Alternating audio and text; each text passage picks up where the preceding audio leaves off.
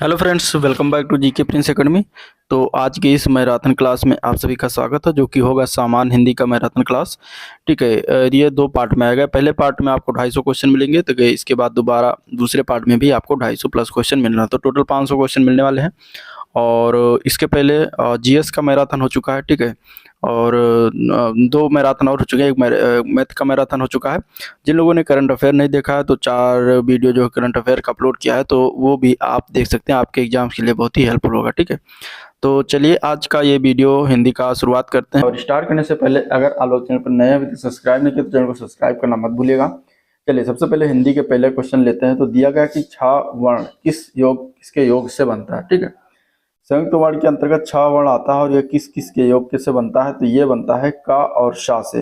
तो आंसर इसका हो जाएगा ए पार्ट, का और शा के योग से ये जो है 6 वर्ण बनता है। ठीक है, क्षत्रिय वाला 6। तो आंसर इसका ए पार्ट हो जाएगा। अगला प्रश्न है वर्तनी की दृष्टि से शुद्ध शब्द बताना है। तो इसमें अभिराम जो लिखा हुआ कौन सा शुद्ध रूप से लिखा हुआ है। तो ये लिखा हुआ है सी पार्ट में, तो सी पार्ट इसका करेक्ट हो जाएगा।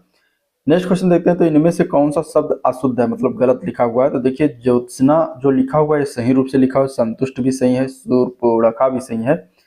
पृष्ठभूमि जो दिया गया है लिखा हुआ ये गलत लिखा हुआ है। ठीक है। पृष्ठभूमि, पृष्ठभूमि को कैसे लिखते हैं। पृष्ठभूमि का शुद्ध रूप से अगर हम देखते हैं तो यहाँ पे लिखा जाता है इस तरीके से, पृष्ठभूमि।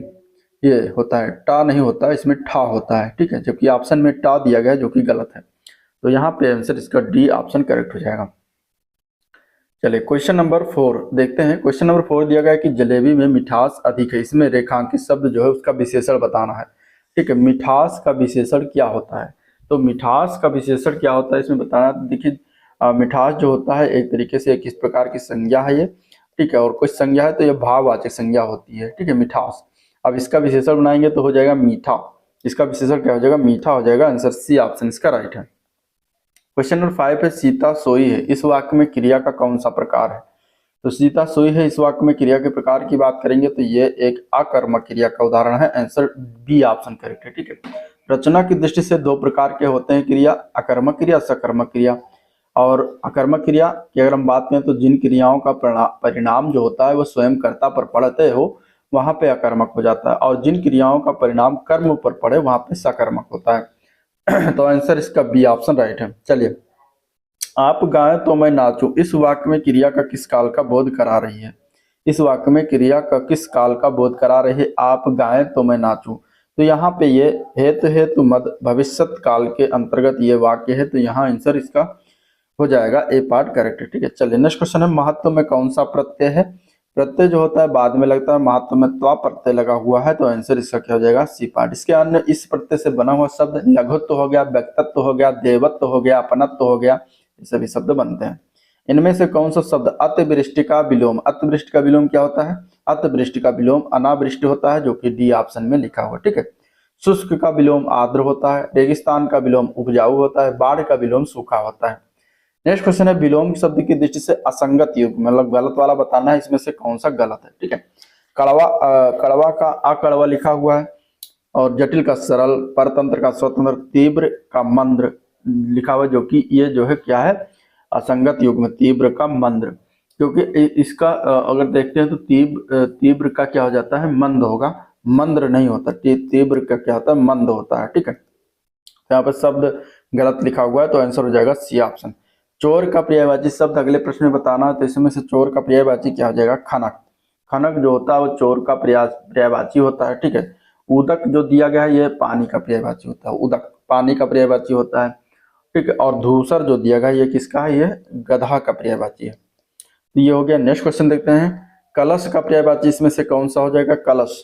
कलश क्वेश्चन नंबर 11 में बताना है। कलश का पर्यायवाची इसमें से कुंभ हो जाएगा। Answer B option. ठीक है। ठीक। इसके अन्य पर्यायवाची में घड़ा, एक घड़ा का पर्यायवाची है, गगरा हो गया, घट हो गया। ठीक है। तो ये पर्यायवाची होगा। नेक्स्ट क्वेश्चन, किस विकल्प के सभी शब्द परस्पर पर्यायवाची हैं। इनमें से क्वेश्चन नंबर 12 में बताना है। तो देखिए धन, द्रव्य और मुद्रा ये तीनों एक दूसरे के पर्यायवाची हैं। तो आंसर हो जाएगा डी पार्ट। ठीक है। धन, द्रव्य, मुद्रा तीनों एक दूसरे के पर्यायवाची हैं। वन का पर्यायवाची कानन, बिटप, जंगल होता है। ठीक है। और बानन जो है, ये बानन कोई शब्द नहीं होता, निरर्थक शब्द है। ठीक है। कटक, दल, फौज, लश्कर, सेना के पर्यायवाची हैं। और इसमें जो दिया गया बल, ये ताकत का पर्यायवाची, इसलिए अलग हो जाएगा। ठीक है, तो ये सारी चीजें हो गई। नेक्स्ट क्वेश्चन देखते हैं, क्वेश्चन नंबर 13। दिया गया है 4 विकल्पों में से बताना सदयुग का सही शब्द। शकल और शक्ल का हमें अर्थ बताना क्या होता है। ये सदयुग की अगर बात करेंगे तो पहले वाले शकल का अर्थ होता है टुकड़ा, और दूसरा वाला जो शक्ल लिखा हुआ चेहरा होता है। तो आंसर ए पार्ट इसका राइट है। चलिए अगला नंबर क्वेश्चन है, किसी वस्तु को प्राप्त करने की तीव्र इच्छा के लिए एक शब्द में क्या कहेंगे। तो इसको हम कहते हैं अभिप्सा। क्या कहते हैं, अभिप्सा कहते हैं। आंसर बी ऑप्शन इसके लिए राइट हो जाएगा। और जिस पुस्तक में 8 अध्याय हों उन्हें हम कहेंगे क्या, उन्हें हम कहते हैं अष्टाध्यायी। ठीक है, और जिसकी गहराई न पता चल सके उन्हें हम कहेंगे अथाह। ठीक है, तो यहाँ पे आंसर क्या आ जाएगा इसका, बी ऑप्शन करेक्ट हो जाएगा। नेक्स्ट क्वेश्चन, क्वेश्चन नंबर 15 देखते हैं। पृथ्वी, ग्रह, तारों आदि का स्थान जो होता है उसके लिए एक शब्द क्या होता है। तो उसके लिए एक शब्द क्या होता है, तो यहाँ पे 15 का हो जाएगा बी पार्ट अंतरिक्ष होता है। ठीक है, अपेक्षित का सही संधि विच्छेद, तो अपेक्षित का सही संधि विच्छेद हो जाएगा अपि प्लस इक्षते। अपि प्लस इक्षते जो कि छोटी ई वाला होगा, और यहाँ पे हो जाएगा इसका ऑप्शन डी ऑप्शन। ठीक है, तो ये हो जाएगा इसका सही रूप से, बाकी सारे गलत हैं। आंसर इसका डी ऑप्शन है। नेक्स्ट क्वेश्चन है, विसर्ग संधि का उदाहरण इनमें से कौन सा है। अगला प्रश्न है क्वेश्चन नंबर 17। तो इसमें से निरंतर शब्द देखते हैं, तो ये विसर्ग संधि का उदाहरण है। ठीक है, इसका संधि विच्छेद करेंगे तो निह प्लस अंतर आता है, और ये विसर्ग बिंदी लग जाता है, तो ये विसर्ग संधि के अंतर्गत आ जाएगा। बैलगाड़ी में कौन सा समास है। अगले प्रश्न में बताना है बैलगाड़ी में समास। तो बैलगाड़ी में तत्पुरुष समास है। आंसर डी ऑप्शन करेक्ट है, तत्पुरुष समास। बैलगाड़ी मतलब बैल से चलने वाली गाड़ी। राजकुमार, राजा का कुमार, शोकग्रस्त, शोक से ग्रस्त, ये सभी तत्पुरुष समास के उदाहरण होते हैं। चलिए नेक्स्ट क्वेश्चन है, निम्नलिखित में से 4 विकल्पों में से बताना है समास विग्रह। कर्मधारय समास के विग्रह का लौह पुरुष। अब कर्मधारय में जब विग्रह करेंगे लौह पुरुष, तो लोहे के समान कठोर एवं शक्तिशाली पुरुष, इसका जो है क्या आ जाता है विग्रह। तो आंसर इसका जो है बी ऑप्शन राइट है। अमरस क्या है, अमरस, अमरस के बारे में बताना है कि अमरस क्या होता है। तो रस से संबंधित चीजें होती हैं। यहाँ पे अगर हम बात करें तो ये एक संचारी भाव है। आंसर बी ऑप्शन राइट है। ये 13 शिशु जग है उदास, इसमें अलंकार कौन सा है। तो ये जो है पंक्ति जो लिखी हुई है नीरजा जो पुस्तक है और महादेवी वर्मा जी की, तो उनसे ली गई है। और ये 13 शिशु जग है उदास, इसमें अगर हम देखते हैं तो यहाँ पे रूपक अलंकार, रूप की तुलना की गई है, तो रूपक अलंकार हो जाएगा। Answer B part correct. पुराने रीति रिवाजों में जकड़ा होना, इस पर आधारित मुहावरा के लिए कौन सा विकल्प सही होगा इसमें से। तो यहाँ अगर हम देखते हैं तो पुराने रीति रिवाजों में जकड़ा होना, इसके लिए हम कह सकते हैं लकीर का फकीर होना। ठीक है, तो आंसर क्या हो जाएगा, बी ऑप्शन। ढाक के 3 पाद मतलब सदा एक ही दशा में रहना, ये कह सकते हैं। और मक्खी पर मक्खी मारना मतलब कि बेकार बैठे रहना। तो इस तरीके से हो जाएगा। नेक्स्ट क्वेश्चन, अनुच्छेद अब दिया गया है एक पैराग्राफ 23 से लेकर 25 तक। इस पैराग्राफ को पढ़िएगा, आप लोग पढ़ लीजिएगा। हम चलते हैं क्वेश्चन की तरफ। ठीक है, क्वेश्चन की तरफ चलते हैं। पहला क्वेश्चन पैराग्राफ से दिया गया है, जब चींटियां एक साथ आती हैं तो क्या होता है, वाक्य को पूरा करना है। तो पैराग्राफ को आप जब पढ़ेंगे तो इसमें हो जाएगा बी पार्ट, अपने से बड़े आकार के जीवों को चट कर जाती हैं। क्वेश्चन नंबर 24 है, अकेला चना भाड़ नहीं फोड़ सकता। इस लोकोक्ति का क्या अर्थ होता है। तो इस लोकोक्ति का अर्थ होता है अकेला व्यक्ति कुछ नहीं कर सकता। ठीक है, इसका अर्थ हो जाएगा सी ऑप्शन। तिनके की क्या विशेषता है। तो क्वेश्चन नंबर 25 का गद्यांश पढ़ेंगे तो इसमें लेखक के द्वारा बताया गया कि तिनका जब तिनका संगठित होकर रस्सी बन जाता है तब इससे बलशाली हाथी भी बन जाता है। तो यहाँ आंसर डी ऑप्शन राइट हो जाएगा। निम्न में से कौन सा शब्द पुल्लिंग नहीं। अब आपका आ गया हिंदी का क्वेश्चन, इसमें से पुल्लिंग शब्द बताना है। हीरा पुल्लिंग, पीतल पुल्लिंग, अस्त्र पुल्लिंग, यमुना पुल्लिंग नहीं है। ये क्या है, ये स्त्रीलिंग शब्द है। क्या है, स्त्रीलिंग शब्द है। ठीक है, सप्ताह में 7 दिन होते हैं। प्रयुक्त वाक्य में दिन किस प्रकार का शब्द है। तो सप्ताह में 7 दिन होते हैं। इस वाक्य में अगर देखा जाए दिन, तो दिन शब्द जो है यहाँ पे पुल्लिंग के तौर पर प्रयोग किया गया है। ठीक है, पुल्लिंग के तौर पर प्रयोग किया गया है। क्योंकि अगर देखते हैं तो देखिए पुल्लिंग जो शब्द कौन कौन से होते हैं। तो देखिए रत्न के नाम हो गए, महीना का नाम हो गया, दिन हो गया, तारों के नाम है, ग्रहों के नाम है, धातुएं हो गई, पेड़ हैं, पर्वत हैं, सागर हैं, देश है, अनाज है और द्रोह, ये सभी के नाम जो होते हैं हमेशा लगभग पुल्लिंग में ही होते हैं। लड़के ने रमेश को मारा, इस वाक्य में लड़के क्या है। देखिए लड़के ने रमेश को मारा, इस वाक्य में लड़के अगर हम बात करेंगे तो ये क्या है, एक वचन में दिया गया लड़के। ठीक है, लड़के क्या है, एक वचन में लिखा, लड़के ने रमेश को मारा। ठीक है, तो और रमेश क्या है, वाक्यांश में कर्म कारक है। यहाँ लड़के शब्द जो है कर्ता कारक के साथ एक वचन में आया। क्वेश्चन नंबर 78 हो गया। अब देखते हैं 79। दिया गया कि किस वर्ग की सभी ध्वनियां क्या है, मूर्धन्य है।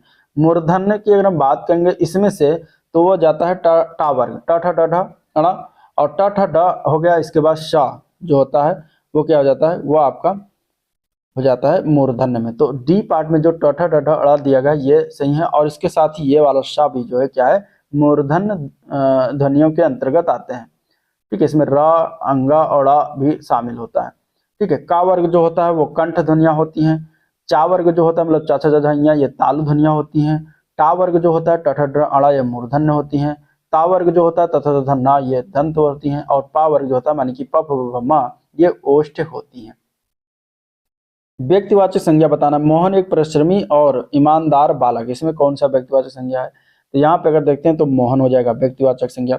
आंसर इसका ए ऑप्शन राइट है। चलिए, पुरुषवाचक सर्वनाम बताना है। आप अंदर आकर बैठिए, इसमें पुरुषवाचक सर्वनाम, तो आप अंदर आकर बैठिए, इस वाक्य में पुरुषवाचक की बात करें तो आप हो जाएगा। ठीक है, निज पुरुषवाचक क्या हो जाएगा, आप। चलिए, विशेषण उपवाक्य पहचानना अगला क्वेश्चन। वही बच्चा सफल होता है जो मेहनती होता है, इसमें विशेषण उपवाक्य कौन सा है, विशेषण उपवाक्य की हम बात करेंगे तो यहाँ पे हो जाएगा जो मेहनती होता है। ठीक है, जो मेहनती होता है वो क्या है, विशेषण उपवाक्य है। तो बी पार्ट इसका राइट है। वही बच्चा होता है जो सफल होता है, जो मेहनती होता है। यहाँ ये प्रधान, जिसमें अगर हम बात करेंगे तो सफल व मेहनती क्या है, विशेषण शब्द है, लेकिन ये उपवाक्य नहीं है। तो यहाँ अगर देखा जाए तो सर्वनाम विशेष है वही बच्चा। ठीक है, और विशेषण उपवाक्य है जो मेहनती होता है। सतीश चंचल बालक, इस वाक्य में चंचल शब्द क्या है, तो चंचल शब्द क्या हो जाएगा, इसका जो है विशेषण बता रहा है, किस प्रकार गुण बता रहा है, तो चंचल हो जाएगा गुणवाचक विशेषण। चलिए, माँ सुबह नाश्ता बनाती, तो माँ सुबह नाश्ता बनाती है, इसमें कौन सा क्रिया विशेषण है। क्रिया विशेषण की बात करेंगे तो यहाँ पे सुबह शब्द हो जाएगा। सुबह शब्द जो होता है वो किस प्रकार का है, तो यहाँ पे कालवाचक क्रिया विशेषण के अंतर्गत आएगा। Answer A part. ठीक है, कालवाचक। कालवाचक मतलब कि जैसे समय या काल का जो बोध कराते हो, कालवाचक क्रिया विशेषण, जैसे कि अभी, सदा, प्रतिदिन, आजकल, प्रातः, सायं, ये सभी जो है कालवाचक क्रिया विशेषण है। कर्म के आधार पर क्रिया के कितने भेद होते हैं, कर्म के आधार पर क्रिया के दो भेद होते हैं। पहला होता है सकर्मक और दूसरा होता है अकर्मक, यही दो भेद होते हैं कर्म के आधार पर। ठीक है, चलिए नेक्स्ट क्वेश्चन। उसने नहाकर भोजन किया, इस वाक्य में नहाकर किस क्रिया का उदाहरण है, तो देखिए अगर हम देखते हैं इसमें तो ये पूर्वकालिक क्रिया के अंतर्गत आएगा। ठीक है, नहाकर फिर भोजन किया, यानी कि कर्ता जब एक क्रिया समाप्त करके उसी समय दूसरी क्रिया में जो है प्रवृत्त हो जाता है तो पहली क्रिया क्या हो जाती है, पूर्वकालिक हो जाती है। तो इसमें नहाने की जो क्रिया हो रही है वो पहले हो रही है, समाप्ति के साथ वो फिर भोजन कर रहा है, तो यहाँ पे नहाना जो क्रिया हो जाएगी वो क्या हो जाएगी, पूर्वकालिक हो जाएगी। मैं तुमसे टेलीफोन पर बात करूंगा, इस वाक्य में टेलीफोन पर किस कारक में प्रयुक्त किया गया है, तो देखिए टेलीफोन अगर हम बात करेंगे तो मैं तुमसे टेलीफोन पर बात करूंगा, वाक्य में टेलीफोन पर वाक्यांश है जो इसको बताना, तो देखिए मैं पर अगर देखते तो यहाँ पे करण कारक का प्रयोग है। ठीक है, क्योंकि टेलीफोन से अगर बात होगी तो से चिन्ह करण कारक का होता है। ठीक है, तो टेलीफोन पर बात करूंगा नहीं होता, तो मतलब पर तो लगाया जाता है डिनोट किया, लेकिन यहाँ पे करण कारक होगा क्योंकि अर्थ जो निकल के आएगा वो क्या होगा, टेलीफोन से बात होगी। टेलीफोन पर बात नहीं होगी, टेलीफोन से बात होगा, उससे किसका होता है, करण कारक का होता है, तो करण कारक राइट हो जाएगा। चलिए नेक्स्ट क्वेश्चन। हनुमान ने संजीवनी ब्यूटी से लक्ष्मण को के लिए होश लाए, वाक्य में की त्रुटि बताना, इसमें कहाँ किस प्रकार की त्रुटि है, तो यहाँ अगर हम देखते हैं तो कारक की त्रुटि दिया गया है। वाक्य में अगर देखा जाए तो के लिए स्थान पर होना चाहिए था को। ठीक है, को होना चाहिए, तो कारक संबंधित त्रुटि है, आंसर डी ऑप्शन। चलिए, अब अगले जो क्वेश्चन है 93 तक वो आपके इस गद्यांश से हैं, तो गद्यांश को आप लोग पढ़िएगा, ये गद्यांश दिया गया है, पढ़ लीजिएगा एक बार पॉज करके वीडियो को, फिर आप क्वेश्चन की तरफ आए। हम लोग क्वेश्चन की तरफ चलते हैं। पहला क्वेश्चन है कौन सर्वव्यापक है। अब ये गद्यांश जब आप पढ़ेंगे तो 89 नंबर का क्वेश्चन निकल के आएगा कि आत्मा सर्वव्यापक है, हमारे जीवन के अंग रहे हैं। गद्यांश के अनुसार इसको जब पढ़िएगा तो यहाँ पे आपको सत्य और अहिंसा जो होता है हमारे जीवन के अंश रहे, तो सत्य और अहिंसा इसका राइट आंसर है। क्वेश्चन नंबर 92 है युग युग का भारतीय किस भावना से अनुप्राणित रहा है, यहाँ आंसर क्या है, तो 91 की अगर हम बात करें तो त्याग और बलिदान की भावना से अनुप्राणित रहा है, आंसर हो जाएगा इसका डी ऑप्शन। भारतीय संस्कृति की प्रमुख विशेषता इसमें से किसमें है, तो गद्यांश को पढ़ने के बाद इसमें आंसर निकल के आएगा आध्यात्मिकता में। भारतीय संस्कृति के अंतर्गत शरीर की अपेक्षा किसको अधिक महत्व दिया गया है, तो भारतीय संस्कृति के अंतर्गत आप गद्यांश पढ़ेंगे तो भारतीय संस्कृति के अंतर्गत शरीर की अपेक्षा आत्मा को अधिक महत्व दिया गया है, तो आत्मा राइट आंसर हो जाएगा। 94 नंबर है कठोर परिश्रम का परिणाम आंखों के सामने था। अब आंखों के सामने जो दिया गया है इसका हमें एक शब्द बताना है, इसको हम एक शब्द क्या कह सकते हैं, इसके लिए एक शब्द हम कह सकते हैं प्रत्यक्ष। ठीक है, आंखों के सामने मतलब प्रत्यक्ष, तो राइट आंसर ए पार्ट हो जाएगा। संधियां 3 प्रकार की होती हैं, निम्नलिखित में से कौन सी एक संधि का प्रकार नहीं है इनमें से। अगले क्वेश्चन 95 में, तो संधियां 3 प्रकार की होती है, कौन कौन सी होती है? पहली होती है स्वर संधि, दूसरी होती है व्यंजन संधि, तीसरी होती है विसर्ग संधि। इसके अलावा कोई संधि नहीं होती, स्वर व्यंजन विसर्ग हो जाएगा, अनुस्वार संधि नहीं होती, डी पार्ट हो जाएगा। चलिए 96 नंबर क्वेश्चन है, उसने अपने को निर्दोष घोषित किया, इस सरल वाक्य के मिश्र वाक्य के रूप में इसमें से कौन सा निम्नलिखित में से सही है? मतलब ये सरल वाक्य, इसको हमें मिश्र वाक्य में बदलना है। तो देखिए सरल वाक्य जो है दिया गया है, इसका मिश्र वाक्य अगर रूप देखते हैं तो उसने कहा कि मैं निर्दोष हूं, तो इस तरीके से ये क्या हो जाएगा? इसका मिश्र वाक्य हो जाएगा। नीचे लिखे वाक्य में कौन सा वाक्य शुद्ध है? इसमें से शुद्ध वाक्य की बात करते हैं तो ए पार्ट दिया गया है, इन 10 वर्षों में देश ने काफी प्रगति की। फिर दिया गया इन 10 वर्षों में, इन 10 वर्ष में दिया गया, ठीक है, तो वर्ष में यहाँ पे गलत हो जाएगा, क्योंकि 10 अगर आ रहा तो वहां वर्षों होना चाहिए था। इधर 10 वर्ष तो ऐसे ही गलत है, इन 10 वर्षों में देश ने काफी प्रगति करना है, भी गलत, तो आंसर हो जाएगा इसका ए पार्ट। रौद्र रस का स्थायी भाव क्या है? रौद्र रस का स्थायी भाव होता है क्रोध। क्या होता है? क्रोध, सी पार्ट सही है। कलम का जादूगर किसे कहा गया है?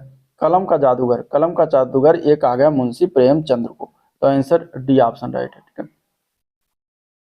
चलिए लास्ट क्वेश्चन है, आज आकाश में क्या छाए हैं ये बताना है। तो आज आकाश में यहाँ पे अगर देखा जाएगा तो जलद हो जाएगा, आंसर सी पार्ट। जलद का अर्थ होता है बादल, और आकाश में हमेशा बादल ही चाहता है, तो बादल आंसर क्या हो जाएगा? सी पार्ट हो जाएगा। तो आज आकाश में जलद छाए हैं। तो ये था ओवरऑल वीडियो जिसको हम लोगों ने देखा, डिस्कस किया। अगर वीडियो पसंद आया तो लाइक करिएगा, चैनल को सब्सक्राइब नहीं किया अभी तो सब्सक्राइब कर लीजिए, साथ ही साथ अपने दोस्तों में शेयर भी कर दीजिएगा, ठीक है। और आज का वीडियो पर एंड करते हैं, मिलते हैं नेक्स्ट वीडियो में, तब तक के लिए थैंक यू।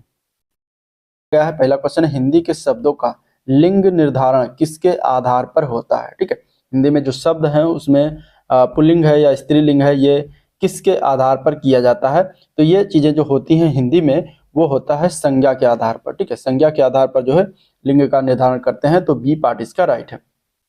चलिए क्वेश्चन नंबर 2 है, निम्नांकित में से पुल्लिंग शब्द कौन सा? इसमें से पुल्लिंग शब्द की बात करेगा तो इसमें हो जाएगा ऑप्शन ए पार्ट, मजा। मजा शब्द जो होता है वो पुल्लिंग शब्द होता है। बाकी इसमें जो शब्द लिखे हुए जैसे कि रजा लिखा हुआ है, सजा है, कजा है, ये सभी क्या है? स्त्रीलिंग शब्द है। बाकी इसमें मजा क्या है? पुल्लिंग शब्द है, ठीक है।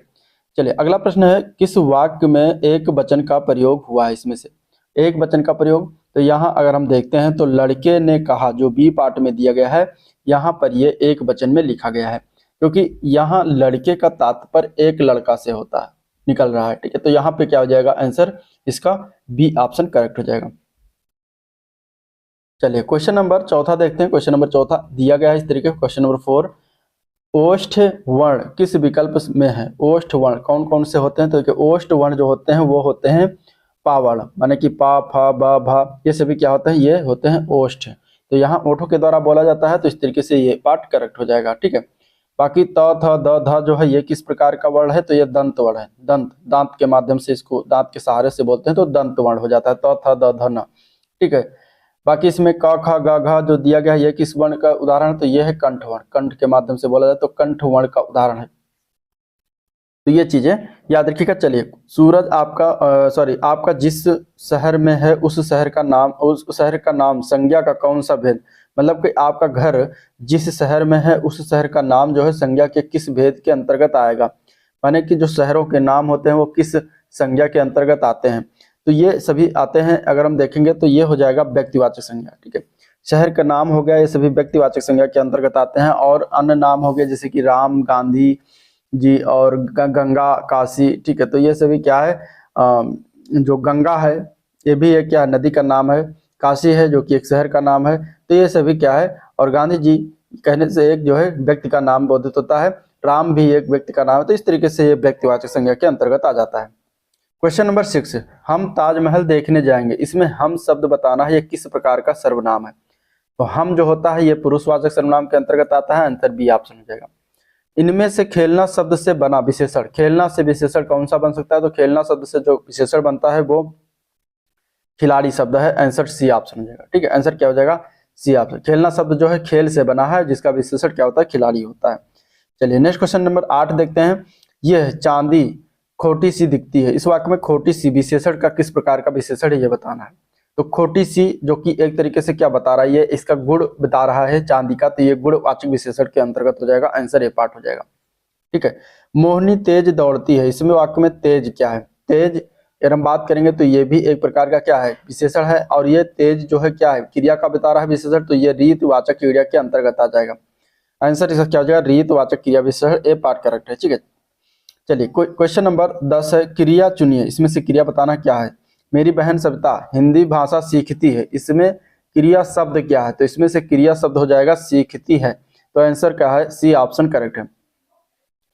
क्रिया अगर हम बात करेंगे तो देखिए क्रिया के दो भेद होते हैं रचना की दृष्टि से, एक होता है सकर्मक क्रिया, दूसरी होती है अकर्मक क्रिया। चलिए, माँ ने पिताजी से सामान मंगवाया, यहाँ क्रिया का कौन सा रूप है, ठीक है। माँ ने पिताजी से सामान मंगवाया, यहाँ क्रिया का कौन सा रूप है, तो यहाँ पर प्रेरणार्थक क्रिया का प्रयोग किया गया है। आंसर डी ऑप्शन राइट है। जब कर्ता स्वयं क्रिया न करके दूसरे को क्रिया करने के लिए प्रेरित करता है तो वहां पे प्रेरणार्थक क्रिया हो जाता है। वह चम्मच से चावल खाता है, इस वाक्य में चम्मच से में कौन सा कारक है। अब जहाँ पे से वाक्य आ जाए, मतलब से उपसर्ग परसर्ग इसका कारक आ जाता है, तो वहां पे करण कारक होता है कर्ता का, जैसे कर्ता करने होता है करण का से होता है, तो इस तरीके से आप यहाँ आंसर हो जाएगा सी, ए पार्ट राइट। चलिए क्वेश्चन नंबर 13 देखते हैं। क्वेश्चन नंबर 13 क्या दिया है। अब ये यहाँ पे हमें इस गद्यांश को पढ़ के उत्तर देना है, ठीक है। चलिए उत्तर देना यहाँ पे देखते हैं। उत्साह की संज्ञा प्राप्त करने के लिए किसका भाव किसका लगाव जरूर, ठीक है। यहाँ पे 13 नंबर क्वेश्चन ये है, हाँ 13 नंबर क्वेश्चन। फिर गद्यांश देखते हैं। हमारा समाज उन्नति के पथ में है, इस वाक्य में किस प्रकार की अशुद्धि है। तो हमारा समाज उन्नति के पथ में है, इस वाक्य में कारक संबंधी अशुद्धि है, जहां पे अगर हम देखेंगे में जो लिखा हुआ है या में की जगह पे पर होना चाहिए था, तो ये कारक संबंधी अशुद्धि हो जाएगी। आंसर सी ऑप्शन हो जाएगा। फिर इसके बाद आपको एक गद्यांश को पढ़ना है, गद्यांश को पढ़ लीजिएगा। हम चलते हैं क्वेश्चन की तरफ। क्वेश्चन है, उत्साह की संज्ञा प्राप्त करने के लिए किसका लगाव जरूरी है। तो उत्साह की संज्ञा प्राप्त करने के लिए अगर आप गद्यांश को पढ़ेंगे तो आपको उसमें आएगा लाइन में लिखा है कि आनंद का लगाव जरूरी है, तो आंसर ए पार्ट हो जाएगा। उत्साह नामक आनंद के नित्य लक्षण क्या होता है, तो गद्यांश के आधार पर उत्साह नामक आनंद के नित्य लक्षण धर्म और कर्म संकल्प है। धर्म और कर्म संकल्प यहाँ पे हो जाएगा। आंसर इसका क्या हो जाएगा, ए पार्ट करेक्ट हो जाएगा, ठीक है। 15 का ए प्रयत्न और कर्म संकल्प हो जाएगा। नेक्स्ट क्वेश्चन, प्रत्येक कर्म में थोड़ा या बहुत किसका योग भी रहता है। तो गद्यांश जब पढ़ेंगे तो प्रत्येक कर्म में थोड़ा या बहुत जो होता है बुद्धि का भी योग रहता है, तो आंसर सी ऑप्शन राइट है। चलिए, किसी भाव के अच्छे या बुरे होने का निश्चय अधिकतर होता है। तो गद्यांश के आधार पर किसी भाव के अच्छे या बुरे होने का निश्चित अधिकतर उसकी प्रवृत्ति के शुभ या अशुभ परिणाम के विचार से होता है, तो आंसर क्या हो जाएगा, बी पार्ट राइट। अच्छे गुणों में किसकी गिनती होती है, तो गद्यांश के अनुसार उत्साह की गिनती अच्छे गुणों में होती है, तो आंसर डी ऑप्शन राइट है। चलिए क्वेश्चन नंबर 19, जो दायर मुकदमे का प्रतिवाद या बचाव करे उसके लिए एक शब्द क्या कहेंगे। तो उसको हम एक शब्द क्या कहते हैं, क्वेश्चन नंबर 19 उसको हम कहते हैं प्रतिवादी। आंसर बी ऑप्शन करेक्ट है, प्रतिवादी उसको कहा जाता है। क्वेश्चन नंबर 20 है, हमेशा आनंद का अनुभव करना अर्थ को व्यक्त करने के लिए सटीक लोकोक्ति कौन सी है इसमें से। तो लोकोक्ति की अगर बात करेंगे तो देखिए, सदा दिवाली संत की 12 मास बसंत, ये इसका अर्थ होता है हमेशा आनंद का अनुभव करना, तो आंसर ए पार्ट राइट है, ठीक है। आपने बुलाया होता तो हम अवश्य आते, अर्थ के आधार पर वाक्य भेद इसमें से कौन सा हो जाएगा। तो ये जो है कौन सा वाक्य भेद के अंतर्गत आएगा, तो ये आपने बुलाया होता तो हम अवश्य आते। तो अर्थ के आधार पर ये वाक्य जो है संकेत वाचक वाक्य में जो है प्रयोग किया गया, तो आंसर सी ऑप्शन करेक्ट है। चलिए क्वेश्चन नंबर 22 है, दिए गए विकल्पों में से सही वाक्य बताना है। इनमें से सही वाक्य कौन सा है इसमें से, क्वेश्चन नंबर 22 में। तो देखिए, ललित की 2 बेटियां हैं, कर्म ही जीवन की कसौटी है, डर के मारे चोर दौड़ गया, डी है परिवर्तन से ही विकास के चरण आगे बढ़ते हैं। तो यहाँ परिवर्तन से ही विकास के चरण आगे बढ़ते हैं, ये जो है सही शब्द सही वाक्य लिखा हुआ है, बाकी सारे गलत हैं। ए में देखा जाए तो ललित को 2 बेटियां लिखा गया जो कि गलत है, यहाँ पे की होना चाहिए था।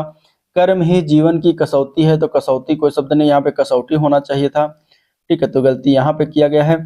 और डर के मारे चोर दौड़ गया नहीं होता, चोर जो होता है वो भागता है, दौड़ता नहीं है, वो भागता है, तो भाग गया यहाँ पे हो जाना चाहिए था भाग गया, ठीक है, तो ये गलती किया गया है। चलिए, भक्ति रस का स्थायी भाव कौन सा होता है, तो भक्ति रस का स्थायी भाव होता है भक्ति, तो आंसर सी ऑप्शन राइट है। होरी किस उपन्यास का पात्र है। होरी जो है ये प्रेमचंद के द्वारा लिखित उपन्यास है गोदान, उसका पात्र है, तो गोदान का पात्र है, आंसर डी ऑप्शन राइट है। निम्नलिखित वाक्य में रिक्त स्थान की पूर्ति के लिए उपयुक्त शब्द बताना। पेड़ कोई सो रहा, यहाँ पे क्या होगा, तो यहाँ पे रिक्त स्थान पर होगा पेड़ कोई सो रहा, तो पेड़ जहाँ पे है उसके नीचे ही कोई सो पाएगा, तो के नीचे, पेड़ के नीचे कोई सो रहा है, तो के नीचे इसका राइट आंसर। कौन सा शब्द इसमें से पुल्लिंग शब्द है? 76 में अगर ए पार्ट देखें, जोगी, जोगी जो शब्द है ये पुल्लिंग शब्द है, ठीक है। बाकी सारे शब्द जो है स्त्रीलिंग शब्द है। अमावस्या, वस्त्री और नर्मदा ये सभी क्या है, स्त्रीलिंग शब्द है। नेक्स्ट क्वेश्चन है, माता शब्द का पुल्लिंग शब्द क्या होता है? माता शब्द का पुल्लिंग शब्द हो जाता है पिता, जो कि दिया गया है ए पार्ट में। चाय शब्द का प्रयोग किस वचन में किया जाता है? अगले प्रश्न बताना है। चाय शब्द जो है हमेशा याद रखिएगा एक वचन में प्रयोग किया जाता है, ठीक है, तो एक वचन इसका राइट आंसर हो जाएगा। संयुक्त अक्षर व्यंजन निम्नलिखित में से कौन कौन? संयुक्त अक्षर, संयुक्त अक्षर की बात करें, दो अक्षरों से मिले हुए संयुक्त अक्षर, तो यहाँ पे अगर देखा जाए तो छ, त्र, ज्ञ, श्र, ये चार अक्षर जो है ये क्या है, संयुक्त अक्षर कहलाते हैं, तो बी पार्ट हो जाएगा।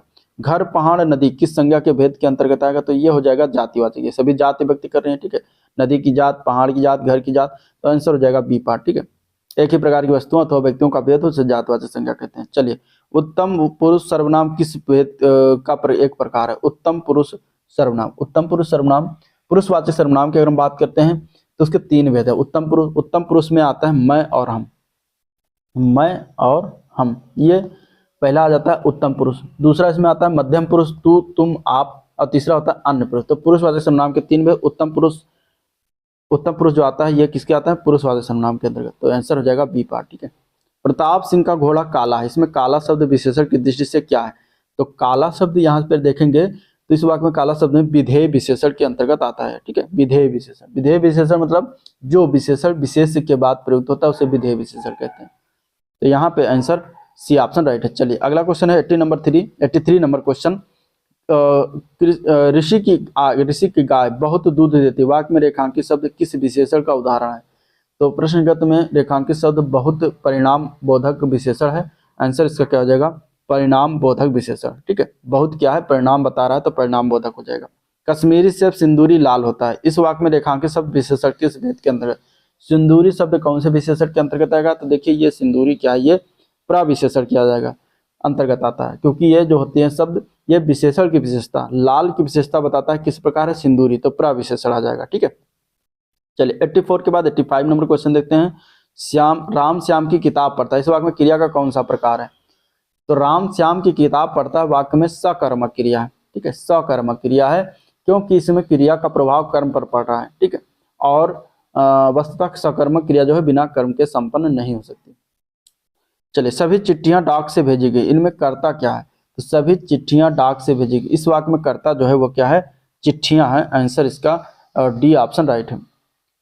उसने उसे छल से पराजित किया, इस वाक्य में छल में कौन सा कारक है? छल से पराजित करना, यहाँ पे कारक बताना है कौन सा कारक है। तो कारक की अगर हम बात करेंगे तो यहाँ पे कर्म कारक है, ठीक है।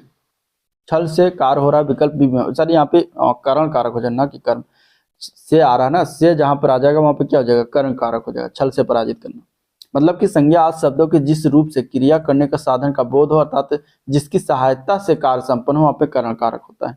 तो मैंने आम खाया, अगले वाक्य में बताना है कि किस काल को प्रदर्शित करता है। तो ये आएगा आपका आसन्न भूतकाल में अंतर्गत आएगा। और आसन्न भूतकाल क्यों है? क्योंकि आसन्न भूतकाल में क्या होता है कि क्रिया की समाप्ति जो होती है निकट भूतकाल या तत्काल ही समाप्ति होती है। जैसे मैं चला हूँ, तो वस्तुतः जिसमें कार्य की समाप्ति का बोध उसे भूतकाल कहा जाता है। तो यहाँ पे मैंने आम खाया मतलब अभी आम खा के खत्म किया गया, तो ये इस तरीके से जनरली तो हो जाएगा भूतकाल, लेकिन ये अगर भूतकाल के अंतर्गत देखा जाएगा तो हो जाएगा जो है आसन्न भूतकाल, ठीक है। आसन्न भूतकाल इसका राइट आंसर हो जाएगा। चलिए अगले प्रश्न की तरफ चलते हैं। पर 89 से 93 क्वेश्चन आपको ये गद्यांश को पढ़ना है, गद्यांश को आप लोग पढ़िएगा, हम क्वेश्चन की तरफ चलते हैं, ठीक है। अक्षय का विलोमार्थी क्या? अगले क्वेश्चन है 89 नंबर। अक्षय का विलोमार्थ, अक्षय का विलोम शब्द होता है नाशवान, क्या होता है? नाशवान, ठीक है। जीवन का भरपूर आनंद कौन उठाता है? तो गद्यांश के अनुसार जीवन का भरपूर आनंद जो है साहित्य पठन पाठन का अवसर व्यस्तताओं के बीच निकाल लेने वाले लोग उठाते हैं। तो यहाँ पे हो जाएगा डी ऑप्शन, डी ऑप्शन इसका राइट है। चलिए अगले प्रश्न की तरफ बढ़ते हैं। Question number 91। इस गद्यांश का उपयुक्त शीर्षक क्या है? तो गद्यांश को आप लोग जब पढ़िएगा तो उसको आपको शीर्षक निकल के आएगा इसका साहित्य की महत्ता, ठीक है। साहित्य के बारे में बातें किया गया, तो डी ऑप्शन राइट है। जीवन का बोध जगाने में किसका, गद्यांश को पढ़ने के बाद इसका आंसर क्या जाएगा 92। तो इसमें साहित्य के महत्व का वर्णन आता है, इसका साहित्य जो है 92 हो जाए। 92 में देखते हैं तो जीवन का बोध जगाने में, जीवन का बोध जगाने में साहित्य सार्थक भूमिका निभाता है, साहित्य सार्थक भूमिका निभाता है। गद्यांश को पढ़िएगा तो आंसर ये पार निकल आएगा। मनुष्य के जीवन को संस्कारित कौन करता है, तो गद्यांश के आधार पर मनुष्य के जीवन को जो है साहित्य संस्कारित करता है, तो आंसर बी ऑप्शन राइट है, साहित्य। चलिए, जो आंखों के सामने हो उसके लिए एक शब्द क्या होगा, जो आंखों के सामने हो उसके लिए एक शब्द होता है प्रत्यक्ष। क्या होता है, प्रत्यक्ष। ठीक है। स्वार्थी व्यक्ति की मित्रता अल्पकालिक होती है, इस अर्थ के लिए इनमें से कौन सा लोकोक्ति है, तो 95 की अगर बात करेंगे तो ओछे की प्रीत बालू की भीत जो लिया हुआ है, ये दिया हुआ है, इसका मतलब होता है स्वार्थी व्यक्ति की मित्रता अत्यंत क्या होती है, अल्पकालिक होती है। कमल नयन में कौन सा समास है, कमल नयन में समास पूछा गया कमल नयन। कमल नयन की अगर बात कर दें तो इसका पूर्व पद उपमा तथा उत्तर पद क्या है, उपमेय है, अर्थात इसका विग्रह कमल के समान नयन किया जाए तो कर्मधारय समास ये होगा। ठीक है। जबकि कर्मधारय समास ऑप्शन में नहीं दिया गया है तो यहाँ पे क्या हो जाएगा, विग्रह करते हैं कमल के समान नयन, अर्थात जिसके, अर्थात विष्णु, भगवान विष्णु का जो है यहाँ पे अर्थ निकल के आएगा तीसरा अर्थ, तो इस तरीके से इसमें हो जाएगा बहुव्रीहि समास। ठीक है। इसमें अगर हम देखेंगे तो पहले प्रायोरिटी दिया जाएगा कर्मधारय समास, अगर कर्मधारय समास नहीं तो बहुव्रीहि समास हो जाएगा। नेक्स्ट क्वेश्चन, विराम चिन्ह की दृष्टि से वाक्य अशुद्ध है, मतलब इसमें से गलत कौन सा लिखा हुआ है, तो विराम चिन्ह की दृष्टि से अगर देखते हैं, हाँ मेरा यही विचार है, इसमें क्या है, ये गलत लिखा हुआ है। ठीक है। यहाँ पे हाँ के बाद कामा होना चाहिए था, जो कि नहीं है, तो इसलिए गलत है, बाकी सारे सही हैं। चलिए अगले प्रश्न, शुद्ध शब्द चुनिए, इसमें से शुद्ध शब्द कौन सा, गंगा जल, बेबुनियाद, बड़ा सा, चौपाया। इसमें से शुद्ध शब्द की बात करेंगे तो बड़ा सा जो है शुद्ध शब्द है, बाकी सारे गलत हैं, क्योंकि अनिश्चित परिणाम वाचक विशेषण में, परिमाणवाचक विशेषण में इसका प्रयोग किया जाता है। तो शुद्ध शब्द यहाँ पे गंगा जल में हाइपन नहीं होना चाहिए, बुनियाद में भी नहीं होना, चौपाया भी अलग नहीं होना चाहिए, तो सभी अलग, इसलिए गलत है। बाकी सारे कौन से सही हैं, सी पार्ट सही है। कबीरदास, तुलसीदास, सूरदास आदि कौन से काल के कवि हैं, तो ये तीनों की अगर हम बात करेंगे तो भक्ति काल के कवि हैं, आंसर बी ऑप्शन राइट है। ठीक है। चलिए, सियार का गुण स्वभाव और है, उचित विकल्प बताना है। सियार का गुण स्वभाव की अगर हम बात करेंगे तो सियार का गुण स्वभाव जो होता है वो धूर्तता होता है और चालाकी होता है, तो आंसर इसका बी ऑप्शन राइट है। चलिए, हिंदी के क्वेश्चन देखते हैं। तो पहले दिया गया प्रश्न संख्या 1 से लेकर 5 तक आपको गद्यांश को पढ़कर इसका उत्तर देना। ये आपका गद्यांश है, ये आप पढ़िएगा और हम चलते हैं क्वेश्चन की तरफ। पहला क्वेश्चन इसमें क्या दिया गया है, दिया गया है कि वैज्ञानिक दृष्टि का अपेक्षाकृत अभाव होता है। तो जब आप गद्यांश पढ़ेंगे तो इसमें आपको इस क्वेश्चन का आंसर निकल के आएगा सी पार्ट, कि साहित्य शास्त्री में क्या होता है, वैज्ञानिक दृष्टि का अपेक्षाकृत अभाव होता है, तो राइट आंसर सी ऑप्शन हो जाएगा। ठीक है। नेक्स्ट क्वेश्चन है, मानव शरीर को यंत्रवत कहा गया, क्यों कहा गया है, तो गद्यांश को पढ़ने के बाद क्योंकि अवयव रूपी पूर्णों के विकृत होने से यंत्रवत जो होता है वह निष्क्रिय हो जाता है, तो यहाँ आंसर क्या हो जाएगा, बी ऑप्शन इसका राइट हो जाएगा। ठीक है। बी ऑप्शन इसका राइट है। चलिए नेक्स्ट क्वेश्चन देखते हैं, क्वेश्चन नंबर 3 देखते हैं, कुछ इस तरीके से दिया गया है। ठीक है। क्वेश्चन नंबर 3 यह है, दिया गया है शल्य चिकित्सकों के द्वारा स्वीकार की गई दायित्वपूर्ण चुनौती क्या थी, तो शल्य चिकित्सकों के द्वारा गद्यांश को पढ़ने के बाद आंसर निकल के आएगा बी पार्ट, अंग प्रत्यारोपण द्वारा शरीर को सामान्य बनाना यह चुनौतीपूर्ण रहा था, तो आंसर बी ऑप्शन राइट हो जाएगा। क्वेश्चन नंबर 4 में दिया गया है कि अनुच्छेद में, मतलब गद्यांश में प्रयुक्त निरामय शब्द का पर्यायवाची बताना है। निरामय शब्द का क्या पर्यायवाची होता है यह बताना है, जो कि गद्यांश में प्रयुक्त हुआ है। तो निरामय शब्द का पर्यायवाची होता है स्वस्थ। क्या होता है, स्वस्थ। आंसर सी ऑप्शन राइट है। चलिए क्वेश्चन नंबर 5 दिया गया है, मानव को सृष्टि का लघु रूप माना गया, क्यों, मानव की सृष्टि का लघु रूप माना गया क्यों, क्योंकि मानव मन में जो घटित होता है वही सृष्टि में घटित होता है, तो यहाँ आंसर क्या हो जाएगा, डी ऑप्शन राइट है। चलिए क्वेश्चन नंबर 5 के बाद अब हम देखते हैं क्वेश्चन नंबर 6। अब क्वेश्चन नंबर 6 जो होगा आपका कुछ इस तरीके से है, इसमें क्या है, सूची दिया गया है, सूची 1 को सूची 2 से मिलान करना है, सूची 1 को सूची 2 से मिलान करना, और इसमें देखिए क्या क्या चीजें हैं, संज्ञा के भेद से सुमेलित करना और सही उत्तर देना है। ठीक है। अब यहाँ जुलाई दिया गया है, महीना दिया गया है, कुंज और पानी, ये बताना है किस प्रकार की संज्ञा का उदाहरण है। तो देखिए जुलाई जो है वो किस प्रकार की संज्ञा का उदाहरण, तो जुलाई जो होता है ये व्यक्तिवाचक संज्ञा का उदाहरण होता है, तो ए का फर्स्ट हो जाएगा। ठीक है। इसके बाद दिया गया है जो है महीना, तो महीना किस प्रकार का उदाहरण, तो महीना जो होता है ये जातिवाचक संज्ञा का उदाहरण है। इसके बाद कुंज जो है, कुंज क्या है, कुंज है समूहवाचक संज्ञा का उदाहरण। और इसके बाद पानी जो होता है यह द्रव्यवाचक में आएगा। तो यहाँ इस तरीके से मिलान कर देंगे। राइट आंसर क्या हो जाएगा इसका? डी ऑप्शन करेक्ट है। ठीक है, राइट आंसर क्या हो जाएगा? डी ऑप्शन इसका राइट है। चलिए क्वेश्चन नंबर 6 देखते हैं। इनमें से कौन सा शब्द पुरुषवाचक सर्वनाम से संबंधित नहीं है? ठीक है, पुरुषवाचक सर्वनाम। पुरुषवाचक सर्वनाम क्या? तो पुरुषवाचक सर्वनाम में अगर हम देखा जाए तो यहाँ पे क्या क्या आता है? तो जो तू शब्द है ये पुरुषवाचक सर्वनाम नहीं होता। तू शब्द जो होता है ये मध्यम पुरुष एक वचन होता है। हम जो है ये प्रथम पुरुष बहुवचन में आता है। मैं प्रथम पुरुष एक वचन में आता है सर्वनाम। परंतु यहाँ पे कोई की अगर हम बात करते हैं तो कोई जो है अनिश्चयवाचक सर्वनाम है। अतः यहाँ पे आंसर जो है बी नहीं होगा, यहाँ पे हो जाएगा आपका आंसर सी पार्ट। ठीक है, कोई जो है वो पुरुषवाचक सर्वनाम से संबंधित है। बाकी मैं, तू, तुम और हम ये सभी क्या है?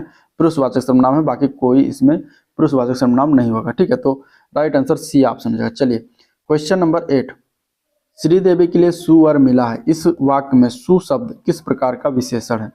अब देखिए, श्रीदेवी के लिए सुवर मिला है, इस वाक्य में सु शब्द की अगर हम बात करेंगे तो ये गुणवाचक विशेषण के अंतर्गत आएगा, क्योंकि गुण बता रहा है। विशेषता क्या बता रहे हैं? गुण बताया जा रहा है कि श्रीदेवी के लिए किस प्रकार का वर मिला है, तो सुवर मिला है।